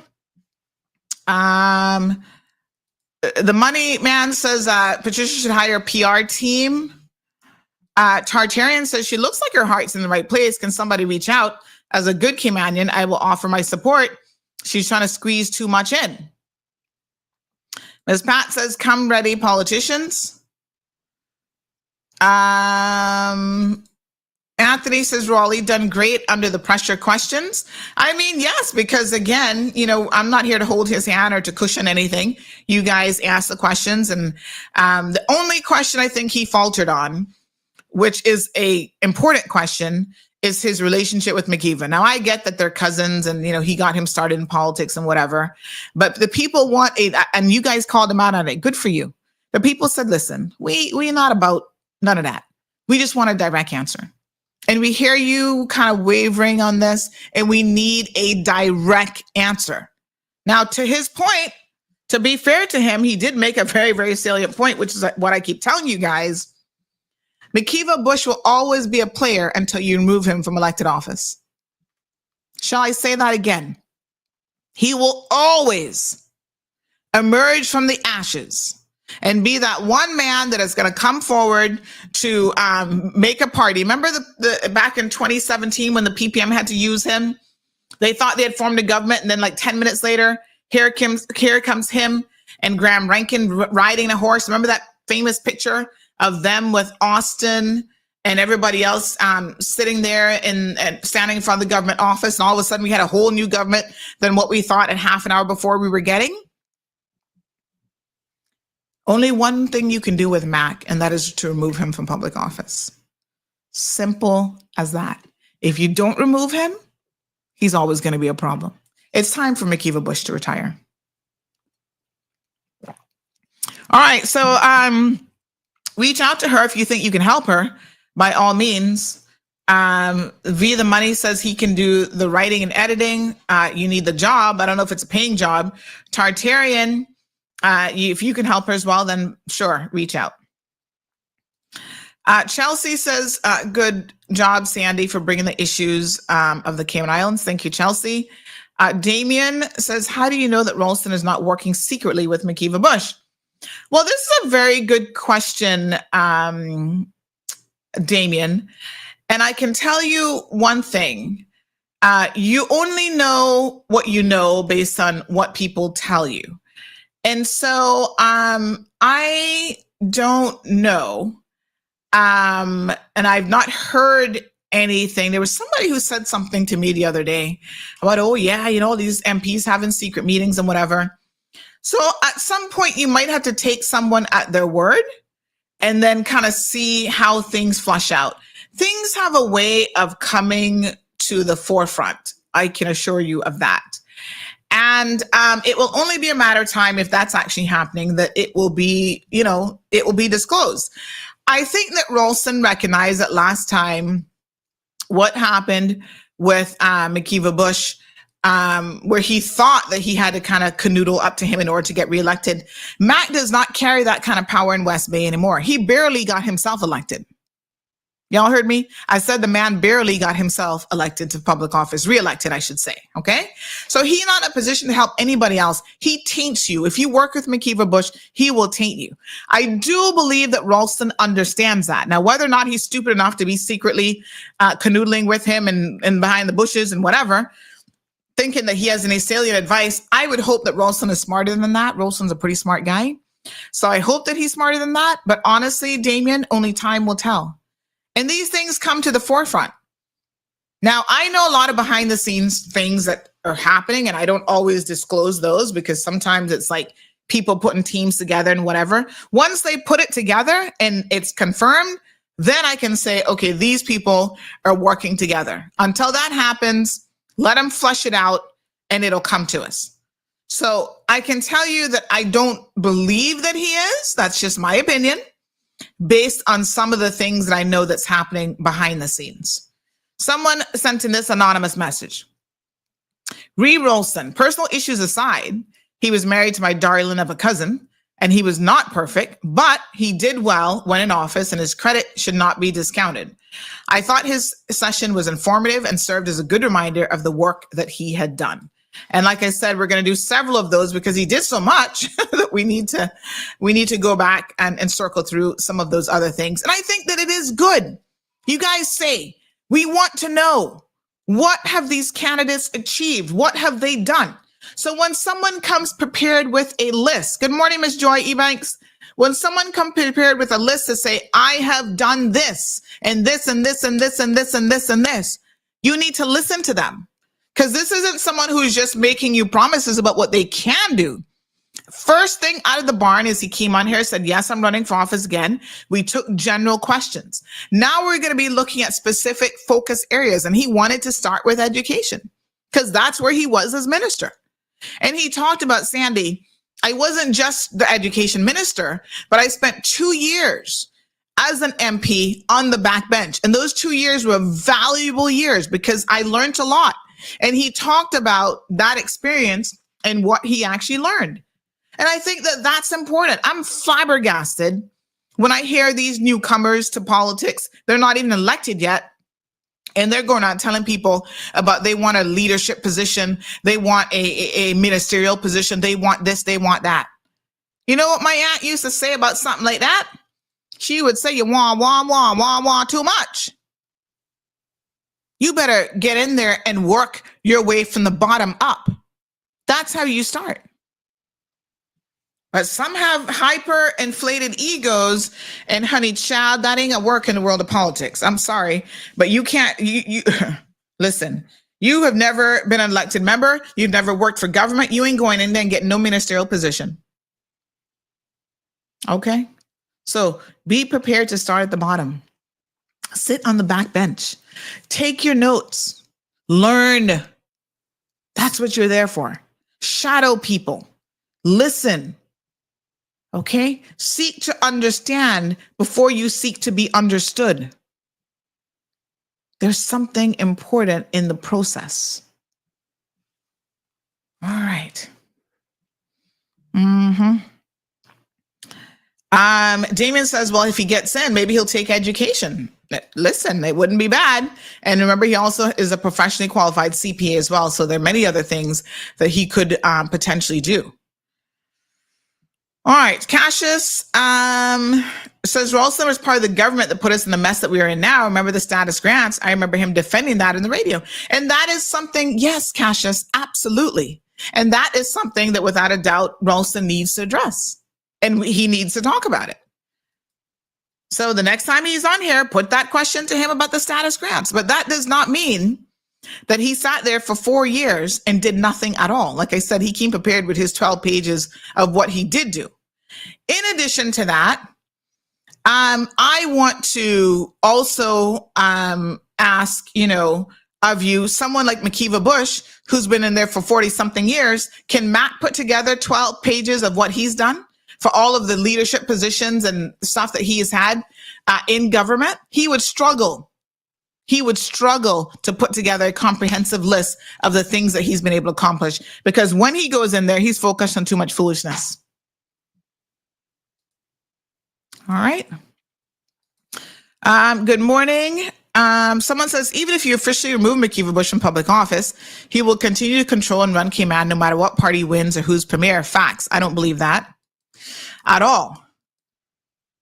He will eventually fade into the background. I don't know what he's going to do for his retirement plan, but I don't think that that is the case whatsoever. And so you have to start there, folks. You have got to start by removing him from office. West Bay, what area you guys in West Bay West? Vote smart, honey child. So this person says, because Raleigh is a professional, you can't compare apples to oranges. Yes, he was a great education minister.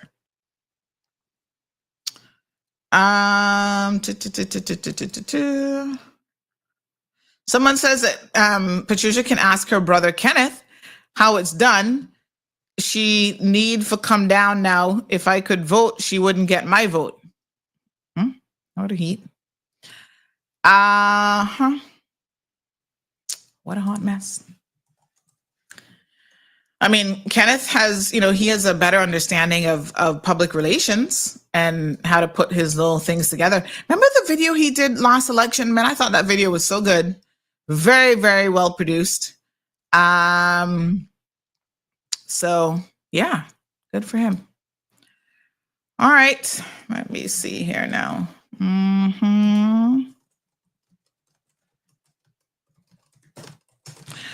All right, so come ready. That's all I can tell you, candidates, or don't come at all. Because, this process is not about holding your hands. I'm sorry, but not sorry. Now, there are others that I'm not quite sure what their execution plan is. They seem to be doing like a low-key election, so they're not really coming to the people as such. And it's a matter for them how they run their campaign. I'm not here as a campaign strategist and to tell them what to do. That's completely up to them. But I'm disappointed that you guys are not coming out. You're just taking your time. Why? The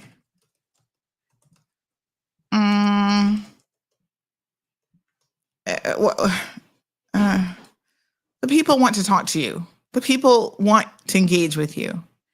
And so what's taking you so long? There are groups who are talking about, maybe February, they might be ready. Yeah. Okay. February, March, April. You're giving us 2 months to get to know you and your entire slate of candidates, and you guys actually think that you're going to get elected? You're not an incumbent, and I think this is the mistake that they're making. They're noticing that the incumbents are not coming out now. Well, the incumbents kind of have the benefit of being in the forefront for the past 4 years. They've been getting free press from government, from CIG TV, from GIS and whatever. You don't have that. There's some of you who are newcomers to this game that nobody don't know who you is outside of your mama and your papa and your first cousins. The rest of the people like, who that person is again? They don't even know your name. They don't know your name, brothers and sisters. You go to church and you think because you go to church and 1, 2 little people in church know your name, that nobody don't know you. I'm sorry. Come out. Let the people get to know you, get to ask you questions. Tartarian says he's on Radio Cayman now. Oh, yeah, somebody just reminded me about that. And, I don't know what he's talking about over there, but somebody said he was going to be talking about his candidacy. So, again, Kenneth, we're waiting for you right here, Bobo. Okay? Because let me show you the real numbers. Real-time numbers just taken right now. 68 people are watching him on YouTube. And that's actually pretty good because normally not that many people are watching Radio Cayman. So I must say, Kenneth still pulls in some numbers. But let's be for real now. Let me check what's going on their Facebook feed. Let me see how many people are watching on Facebook. He has 3 people watching on Facebook. So let's do numbers, compare numbers to apples, okay? So he's got 68 people watching him on YouTube. I'm going to give away a gift certificate right now. If you guys can guess when this screenshot was taken, how many people are watching CMR on YouTube? Guess. And the person who can get closest to that is going to win a $100 gift certificate to Foster's. All right. So who can guess the next slide and what the number? You can't go over the number. So I'll play this like, what's that one show where you can get close to it? Price is Right. You can get close, but you can't go over. How many people do you think at the time this screenshot was taken just a minute ago? 68 people were on Radio Cayman. How many were watching CMR on YouTube? So 936-2626, honey chow. I'm going to give away some gift certificates this morning.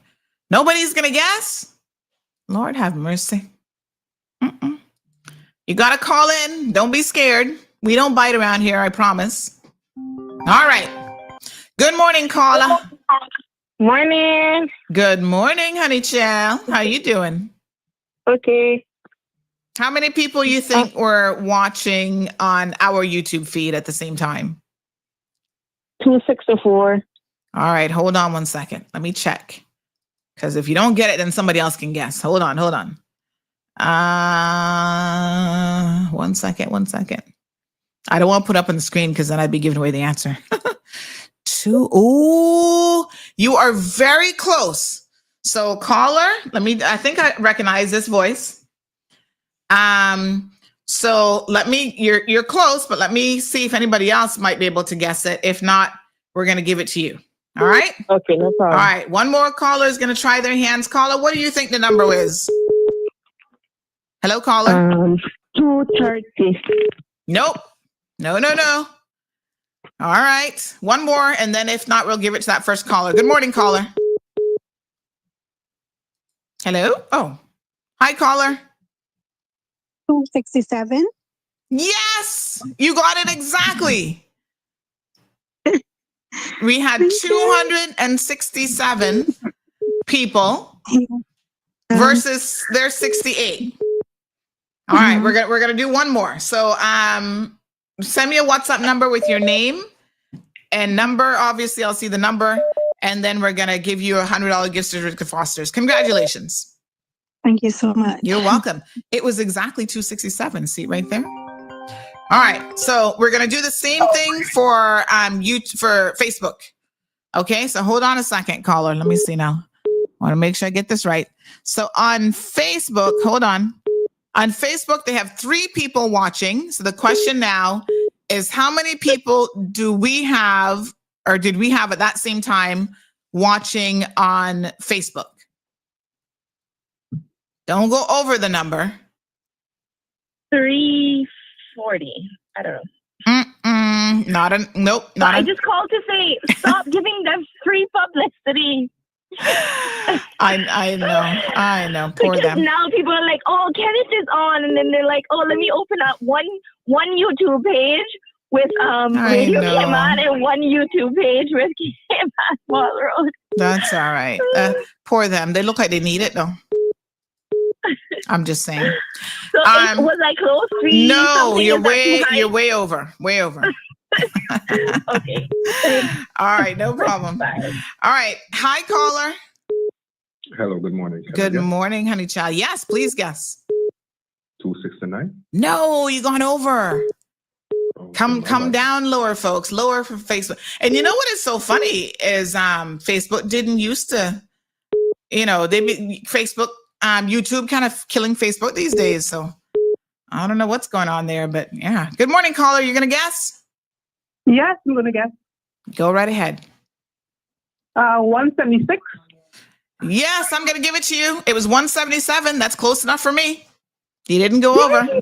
So send me your WhatsApp number and name, and you've just won yourself a $100 gift certificate to Foster's. So congrats. Yay, thank you. You're most welcome. All right. So that's it. 2 winners this morning. We got 2 winners already, honey child. Sorry. They're like, what? Already? All right. So we're pushing between Facebook and Instagram, YouTube, almost 500 people. Good morning, caller. We actually have 2 winners already. Next time you got to be a little bit quicker. We got a winner already. Yeah, thank you. All right, honey child. No problem. Bye. All right. So this person says in relation to Ralston, they say, how do they know that everyone isn't secretly working with McKeeva Bush? Well, point taken, I suppose, but nobody don't want him or Chris Saunders. So it looks like the two of them are going to try to work together. What a mess they're in. Morning, caller. We have a winner already, or did you have another question or comment? Okay, no, I was just calling. All right, darling. Thank you so much. Y'all got to be quick on the phone because the winner's calling quick. Hello, caller. 178. We have a winner already, but you would have been close, but we had a winner already. Okay. All right, darling. Thank you so much. You know, we love to give away stuff around here. I got a makeup kit and some other stuff I need to give away. Yes, honey, chill. The money says you should stream on Twitch or Kick. Can definitely get 1,000 views. I must admit that Twitch is more for gamers, and you have to know the market. The money, sorry. And a lot of people in Cayman don't know anything about Twitch. If you're not in the gaming world, you say Twitch to them, they're going to be like, huh? What's Twitch? Here we are Facebook and YouTube centric. Even Instagram, the SOS got to be really good for those Instagram numbers to go up, honey. Yeah. You got to be talking about somebody, mama and papa, and some scandal for them to be like, ooh, honey child, y'all better tune into Sandy. So some good guesses there. Thank you guys so much. And congrats to the 2 young ladies who won. Did Truth for Youth school close down? Not yet. Sorry to say, but Miss Julie had to give them a subsidy the other day because they're failing school. And when you're failing in this country, she just believes in throwing money at you, not expecting you to actually do any better. So they're staying afloat because of government at the moment. One day, that's not going to happen. One day, I'm sorry, but a government's going to say, this is a private school. Imagine if CIS came to government and say, we need a couple $100,000 to stay afloat. What would y'all think about that? You'd be like, no, go figure it out. What do you mean you need money? We can't help you. If you're failing school and you got to shut down, it's like any other business. Y'all would make them shut down. So I don't know what the difference is between Truth for Youth. Figure it out.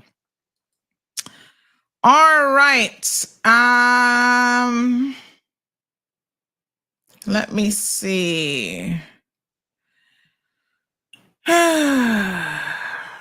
Yep.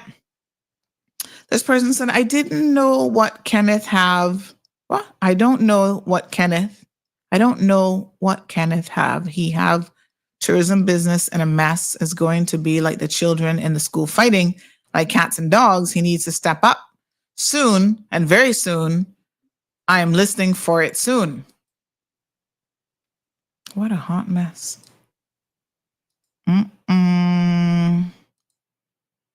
Yes, sir.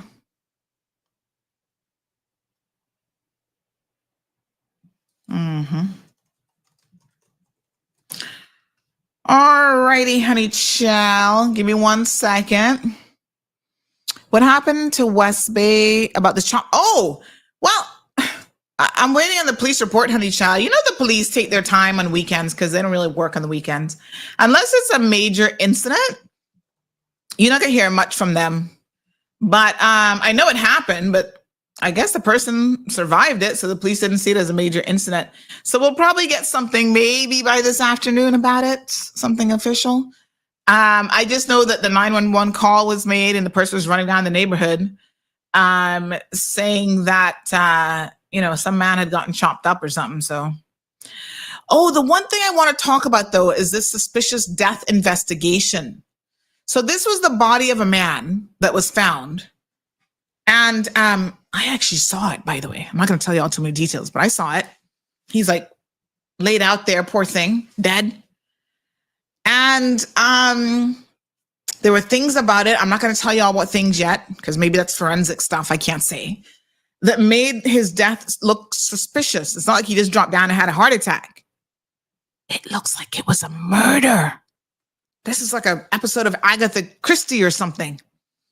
So, yes, looks like the man was murdered.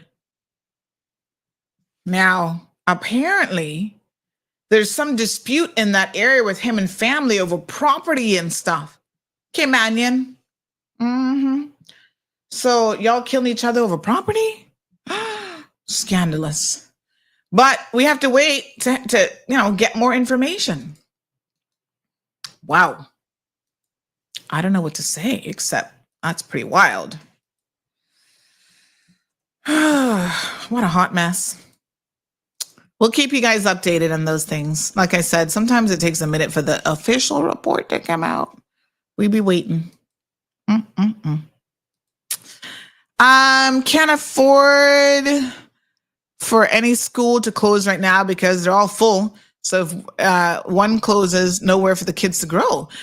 Well, that should be their motivation to get their programming together and stop being a failing school so that maybe people want to send their kids there. Truth for youth, not really your first choice, I hate to tell you, you might be better off homeschooling. I prefer government to give that $100,000 than to pay $20 million to build another school for displaced students, says 1, 2, 3, 4, and Bod. Well, I guess one day you're going to understand the problem there is that physically having a school is one thing. Ensuring that your children are actually getting the requisite grades and coming out with something that's going to help them in life is a totally different thing. Do you want your kids in a failing school? I'm just asking because the school's failing. And that's why, it's not getting enough registration numbers. So what government should do is not just give them $100,000.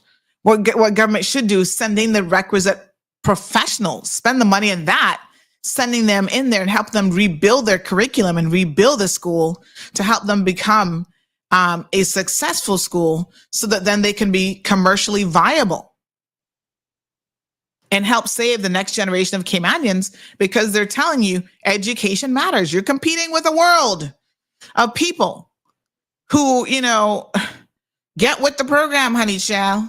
And that's the bottom line. All right, this person's calling me about business, but I'm actually, maybe they're not. Are they calling about the school?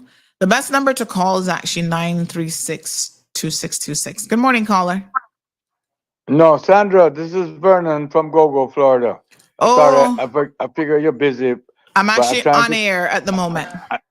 I know you're super busy, so when I get a chance, I'll call you. I can't read the Dropbox. The Dropbox link is messing me up. And then I just sent your I think that was your wife that reached out. I just sent her another link that's on the website, and that's just the PDF. So you should be able to open that. I'll shoot it to you by email as well.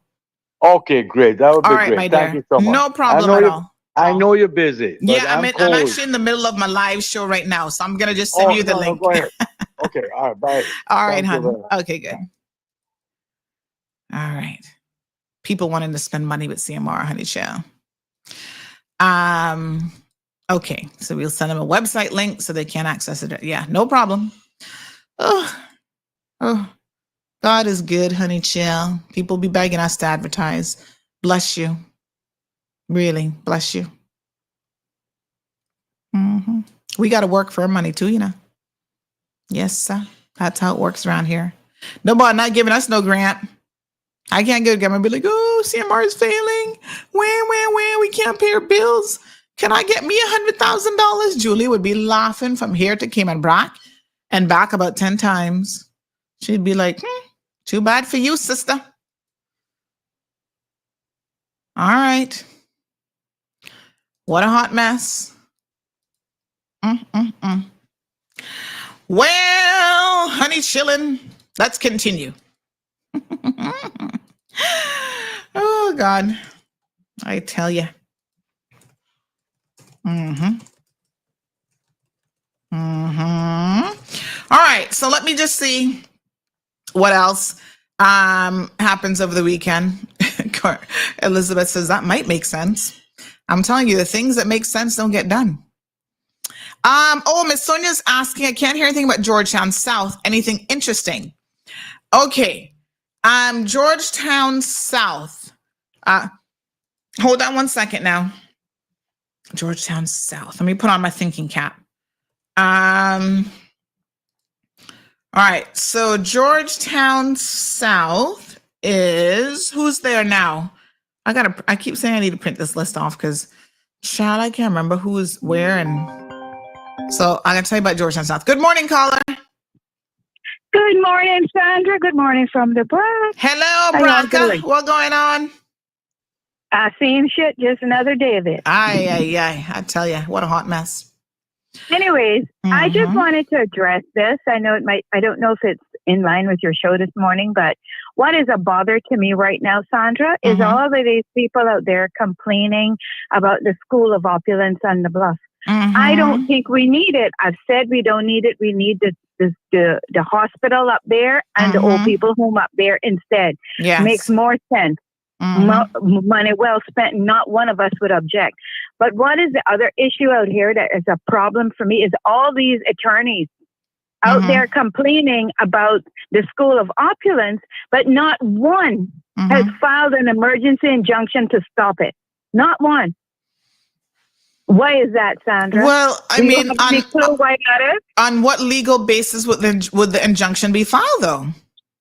The mere fact that we can't afford that school, we don't need that school, and the people at the BRAC don't want the school. They want the hospital instead.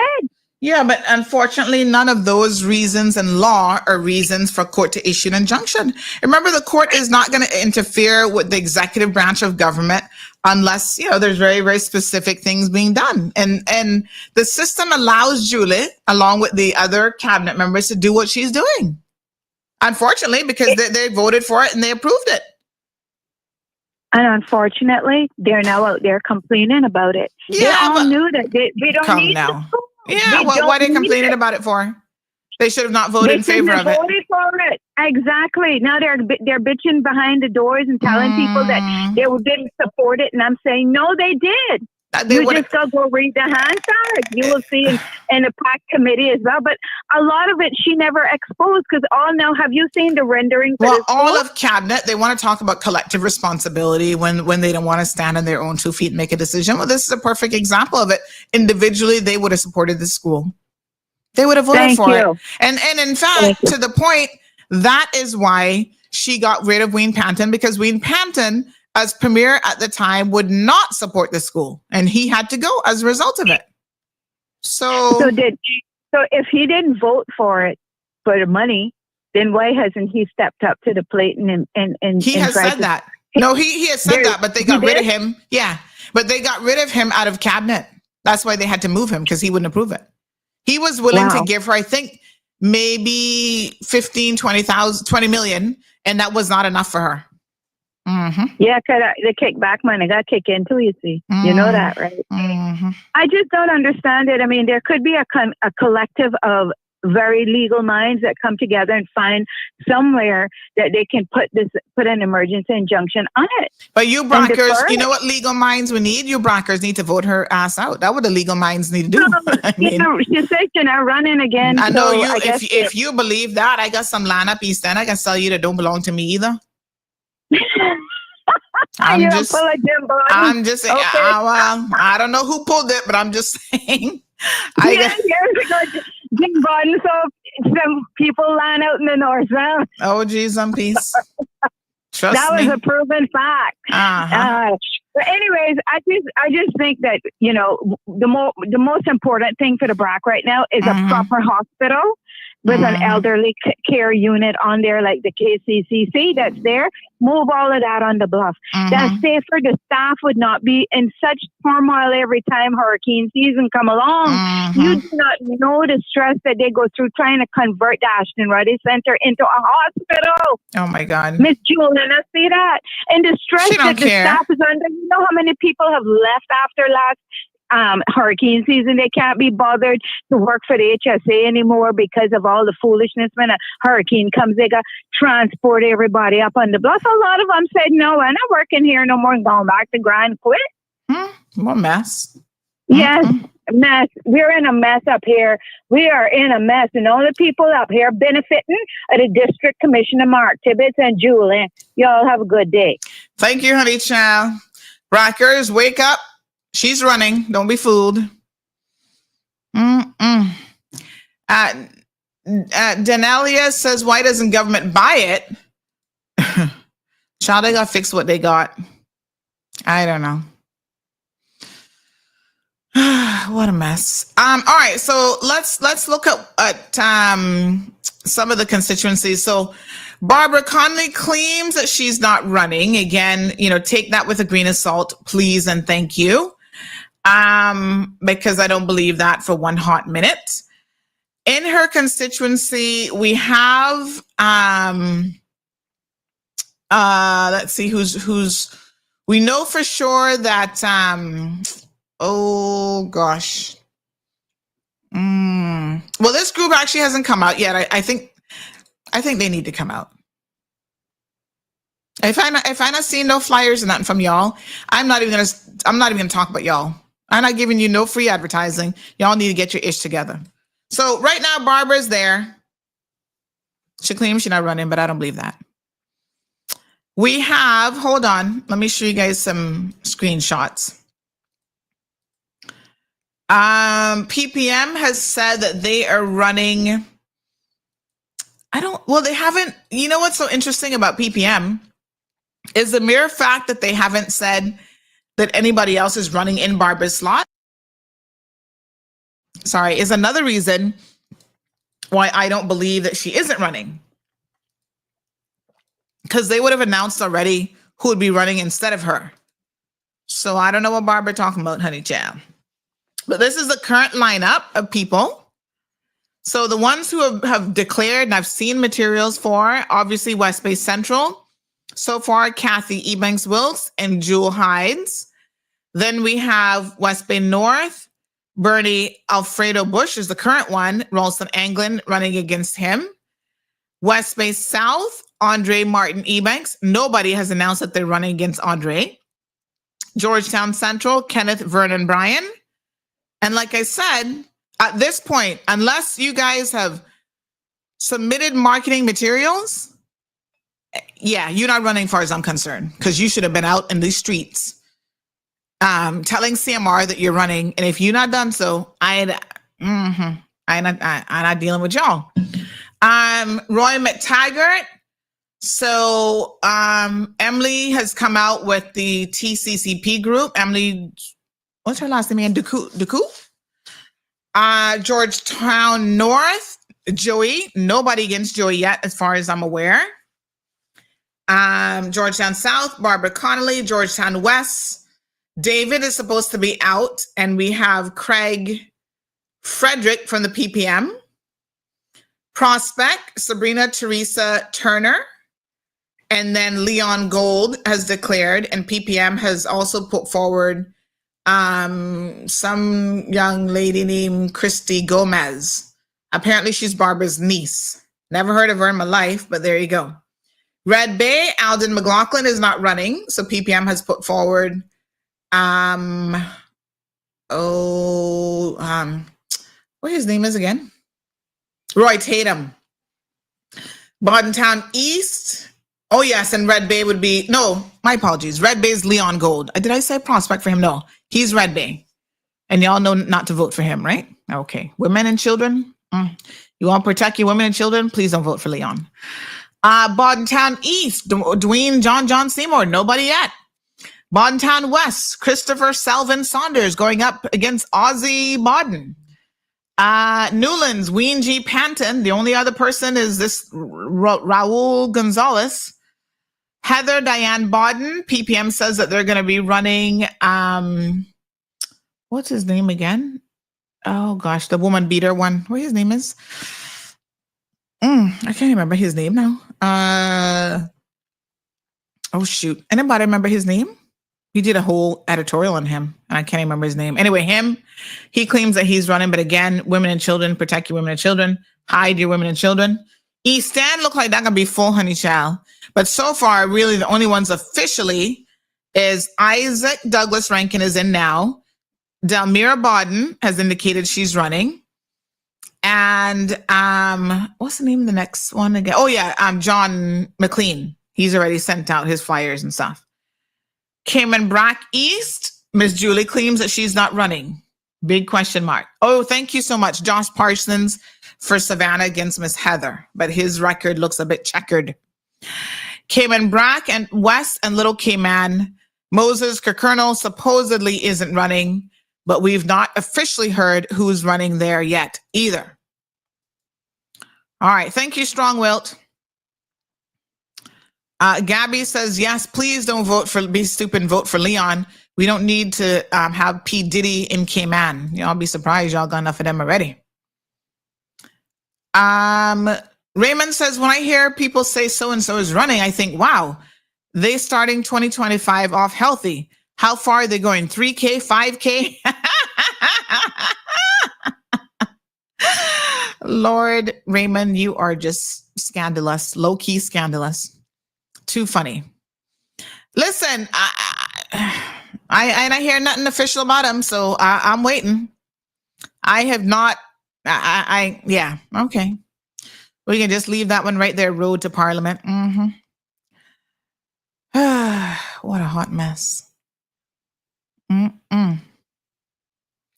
Yeah, okay, we waiting. Where's Leon Gold? He's in Red Bay.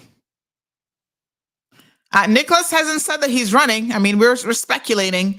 And at this point, I tell you what, I am no longer going to speculate. If you ain't got the balls. Oh, yes. Where did the one we were talking about earlier, where is she running again? Oh, she's Georgetown West. So who's Georgetown West? That would be David. Okay. So PPM is running Craig, Festa, and then Patricia has declared she sent out her material. Well, you know, if these people are running, Charlene, if I'm not hearing from them, I'm not speculating. I'm sorry, but I'm not discussing them and I'm not speculating about nothing. That's going to be my position right now. They have my number. Once again, I not hearing nothing from them. So, kaboom! Kaboom! Take that, and take that. Sandy, if Chris is running Big Mac and Trump gone and ahead of all of them, so leave Leon, give him a free plot for as you promise. A free plot? In which graveyard are you talking about? A free plot where? So you think that because Chris is already in there and because he wants to run again, we must let Leon run? Leon can run. He can waste his $1,000. We're not got a problem with that. Take his money. He not coming to my show, I can tell you that. Every woman that he has touched and put his fingers in, that did not invite him to do so, y'all can feel free that he not gonna be on this show.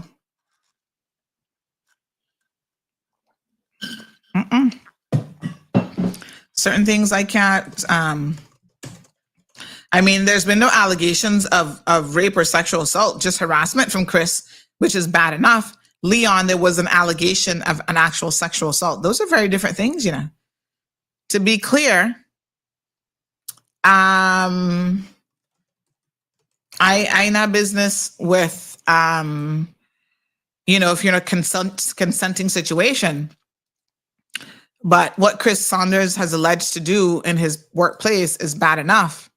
However, accusations by multiple women of forced sexual assaults is a very different sort of complaint than sexual harassment. Neither is right, but there's certainly a poll of which is worse.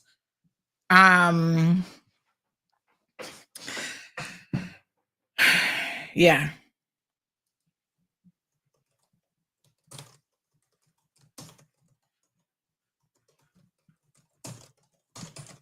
Mm-hmm. All right. Let me see. And oh, for F's sake, I'm red big, kiss my teeth. Hopefully you will have some other viable options, Helen, because I can tell you that Leon is not it. Oh my God. If this man gets 50 votes, that means that 50 people in the District of Red Bay need to have their head checked. No, to be clear, as his lawyer said, the charge was not rape, it was digital penetration. Well, I don't personally care what you're penetrating someone with. If it is without their consent, that's rape. I don't care if it's a stick, a penis, or your fingers. But in this jurisdiction, legally, he's correct. There is still a distinction. In most countries, there isn't. But in this jurisdiction, if you do it with anything other than your penis, it's not rape, it's some other offense. We need our laws revised. So it was indecent assault and digital penetration was what he was accused of. And still, allegedly without the woman's consent, he claims that he was the victim, that she wanted it. Wow, how many rapists have said that over the years? Anyway, I don't believe him, and I don't have to believe him. And all the other women that came forward, I applaud you, although I wish you would go to the police and file your complaints with them, because that would be so much better. And the one lady that said, she actually reached out with evidence. Honey child, I've been busy, but I do want to get to you about him. For sure.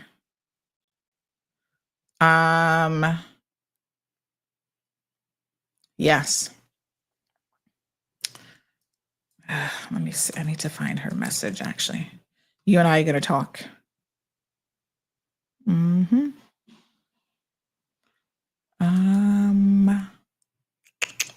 WhatsApp me if you're listening.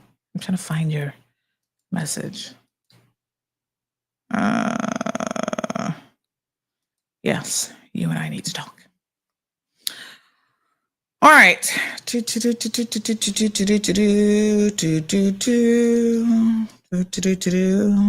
Mm-hmm. All right, good folks. Some of these so-called people, I don't know where they're coming out from, because listen to me. If I had a history like that, I'd be hiding. You couldn't get me to run for elected office, but y'all got some balls. That's all I can tell you.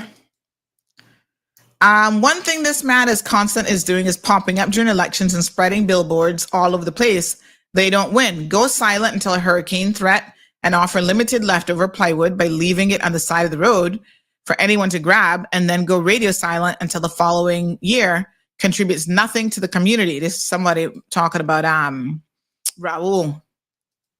What a hot mess. Y'all need to come better. Thank you, ma'am. Still trying to catch up on some messages here. My apologies. All right. This one says it's the CMR factor. Why they look like they're all scared. Poor them. I think that's where that comment comes from. Oh, but you did say that you would give Leon a free session on your show if he wanted to come on and address things. Well, what I mean is not for him to come on and campaign, for him to address all these allegations against him. That's a very different show. That's not him coming to campaign about nothing. Mm-hmm. Okay. Let's clarify that one for sure.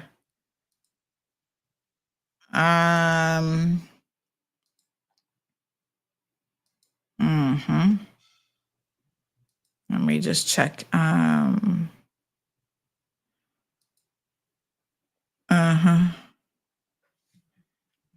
Okay, honey child. Thank you. Good morning, Miss Sandy. Oh God, I'm reading old messages now. Somebody asking for a gift certificate. I'm recovering from a stroke I suffered over a year ago, and my mom was elderly. Any assistance you could give would be appreciated. All right, let me see how I can assist. I'm just seeing this message. Oh my gosh. Seasons greetings. Can you please post this for me? Okay. All right. Let me see what else we got here.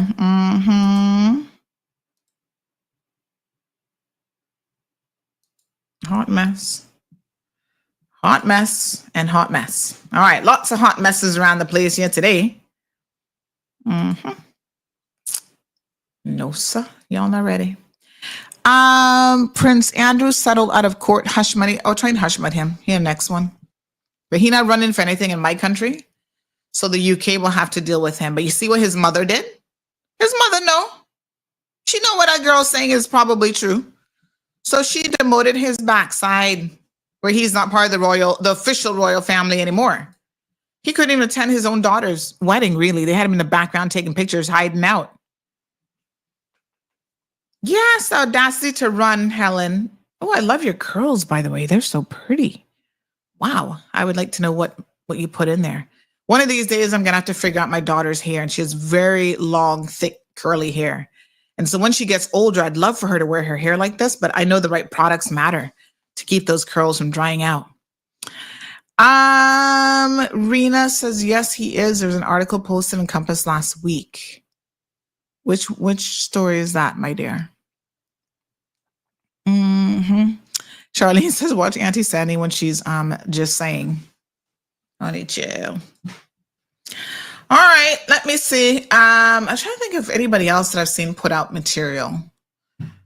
And you know, I can't be bothered with some of these people. They're just not ready, honey, chill.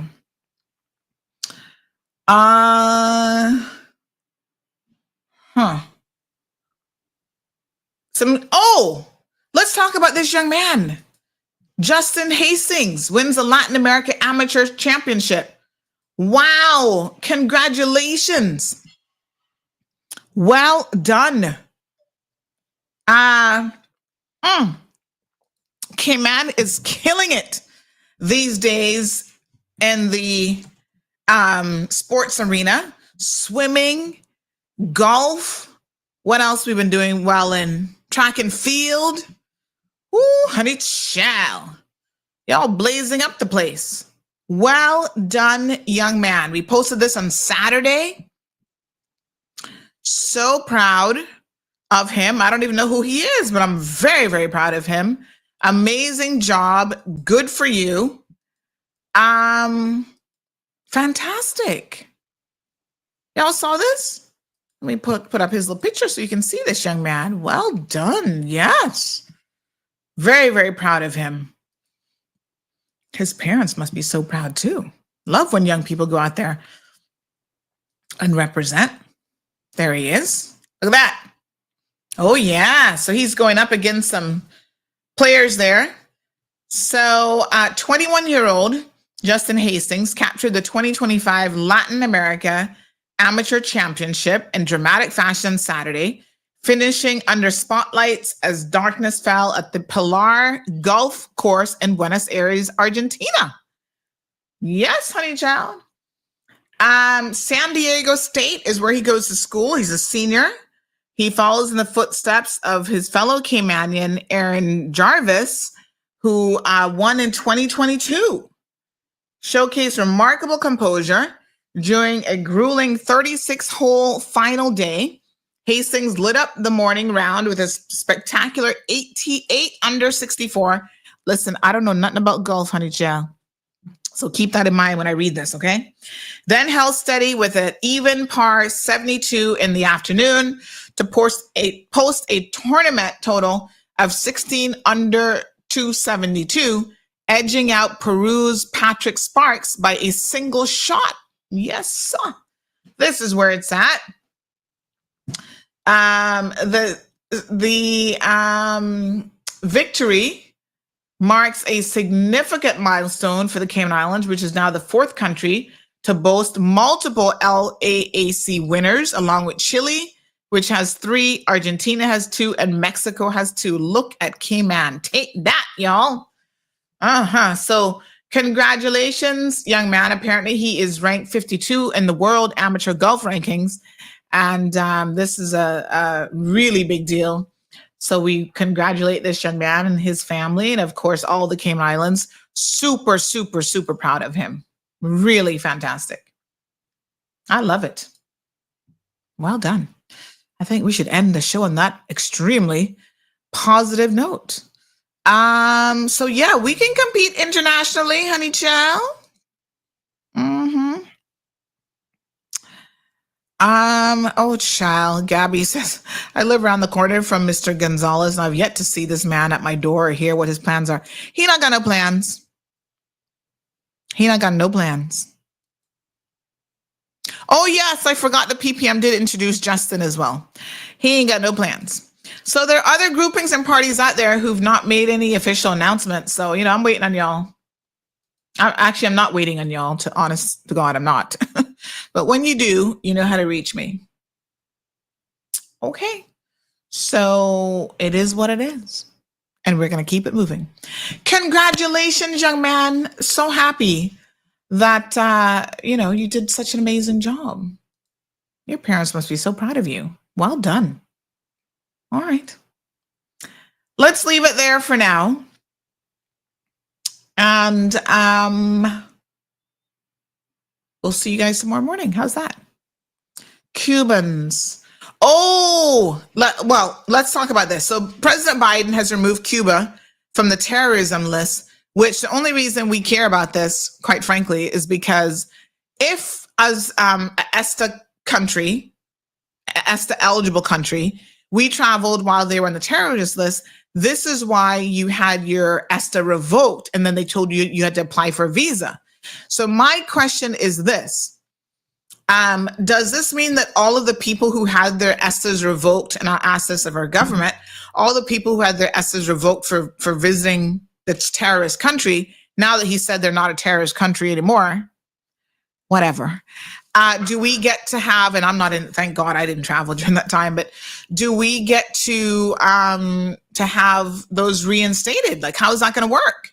Because I know like lawyers who had their ESTAs pulled for them and all kind of people, and they were told, nope, you can't travel to the U.S. on an ESTA, and then they turn around and deny their visa. So how is this going to work now? And then tomorrow is President Trump going to change it back? Like, I'm so confused. Get it together, America. But from our perspective, it'd be nice if, we could go to Cuba, because Caymanians have connections to Cuba. We've got cousins and stuff that live there. Not that I really know them, but I'm just saying, whatever. And it is an interesting country. Obviously, I visited. It's been quite a while since I've been to Cuba, pre-COVID. So, and all the storms and outages and stuff. So I don't even know right now if I would want to go to Cuba, because it sounds like a hot mess and then some. But, my husband has never been to Cuba, and I did want him to at least visit so he can kind of see, although he probably going to tell me, Sandy, I don't need to go and see poverty. I mean, we can see that in our own countries. But anyway, it's a different level of poverty. It's so sad. So, yeah, this is the question, Gabby, that we're all asking. I'm not really sure, to be honest. I think we've got a lot of questions coming out of this. So, I don't know. Confusing at best. It is an interesting country via the money. I've been in quite a number of times, actually. And it's a sad and interesting country all at the same time. So, yes, there you have it. I'll ask here if our government can inquire of them. How does that impact people who had their ESTAs taken away because of a visit to Cuba? I'm not sure. All right.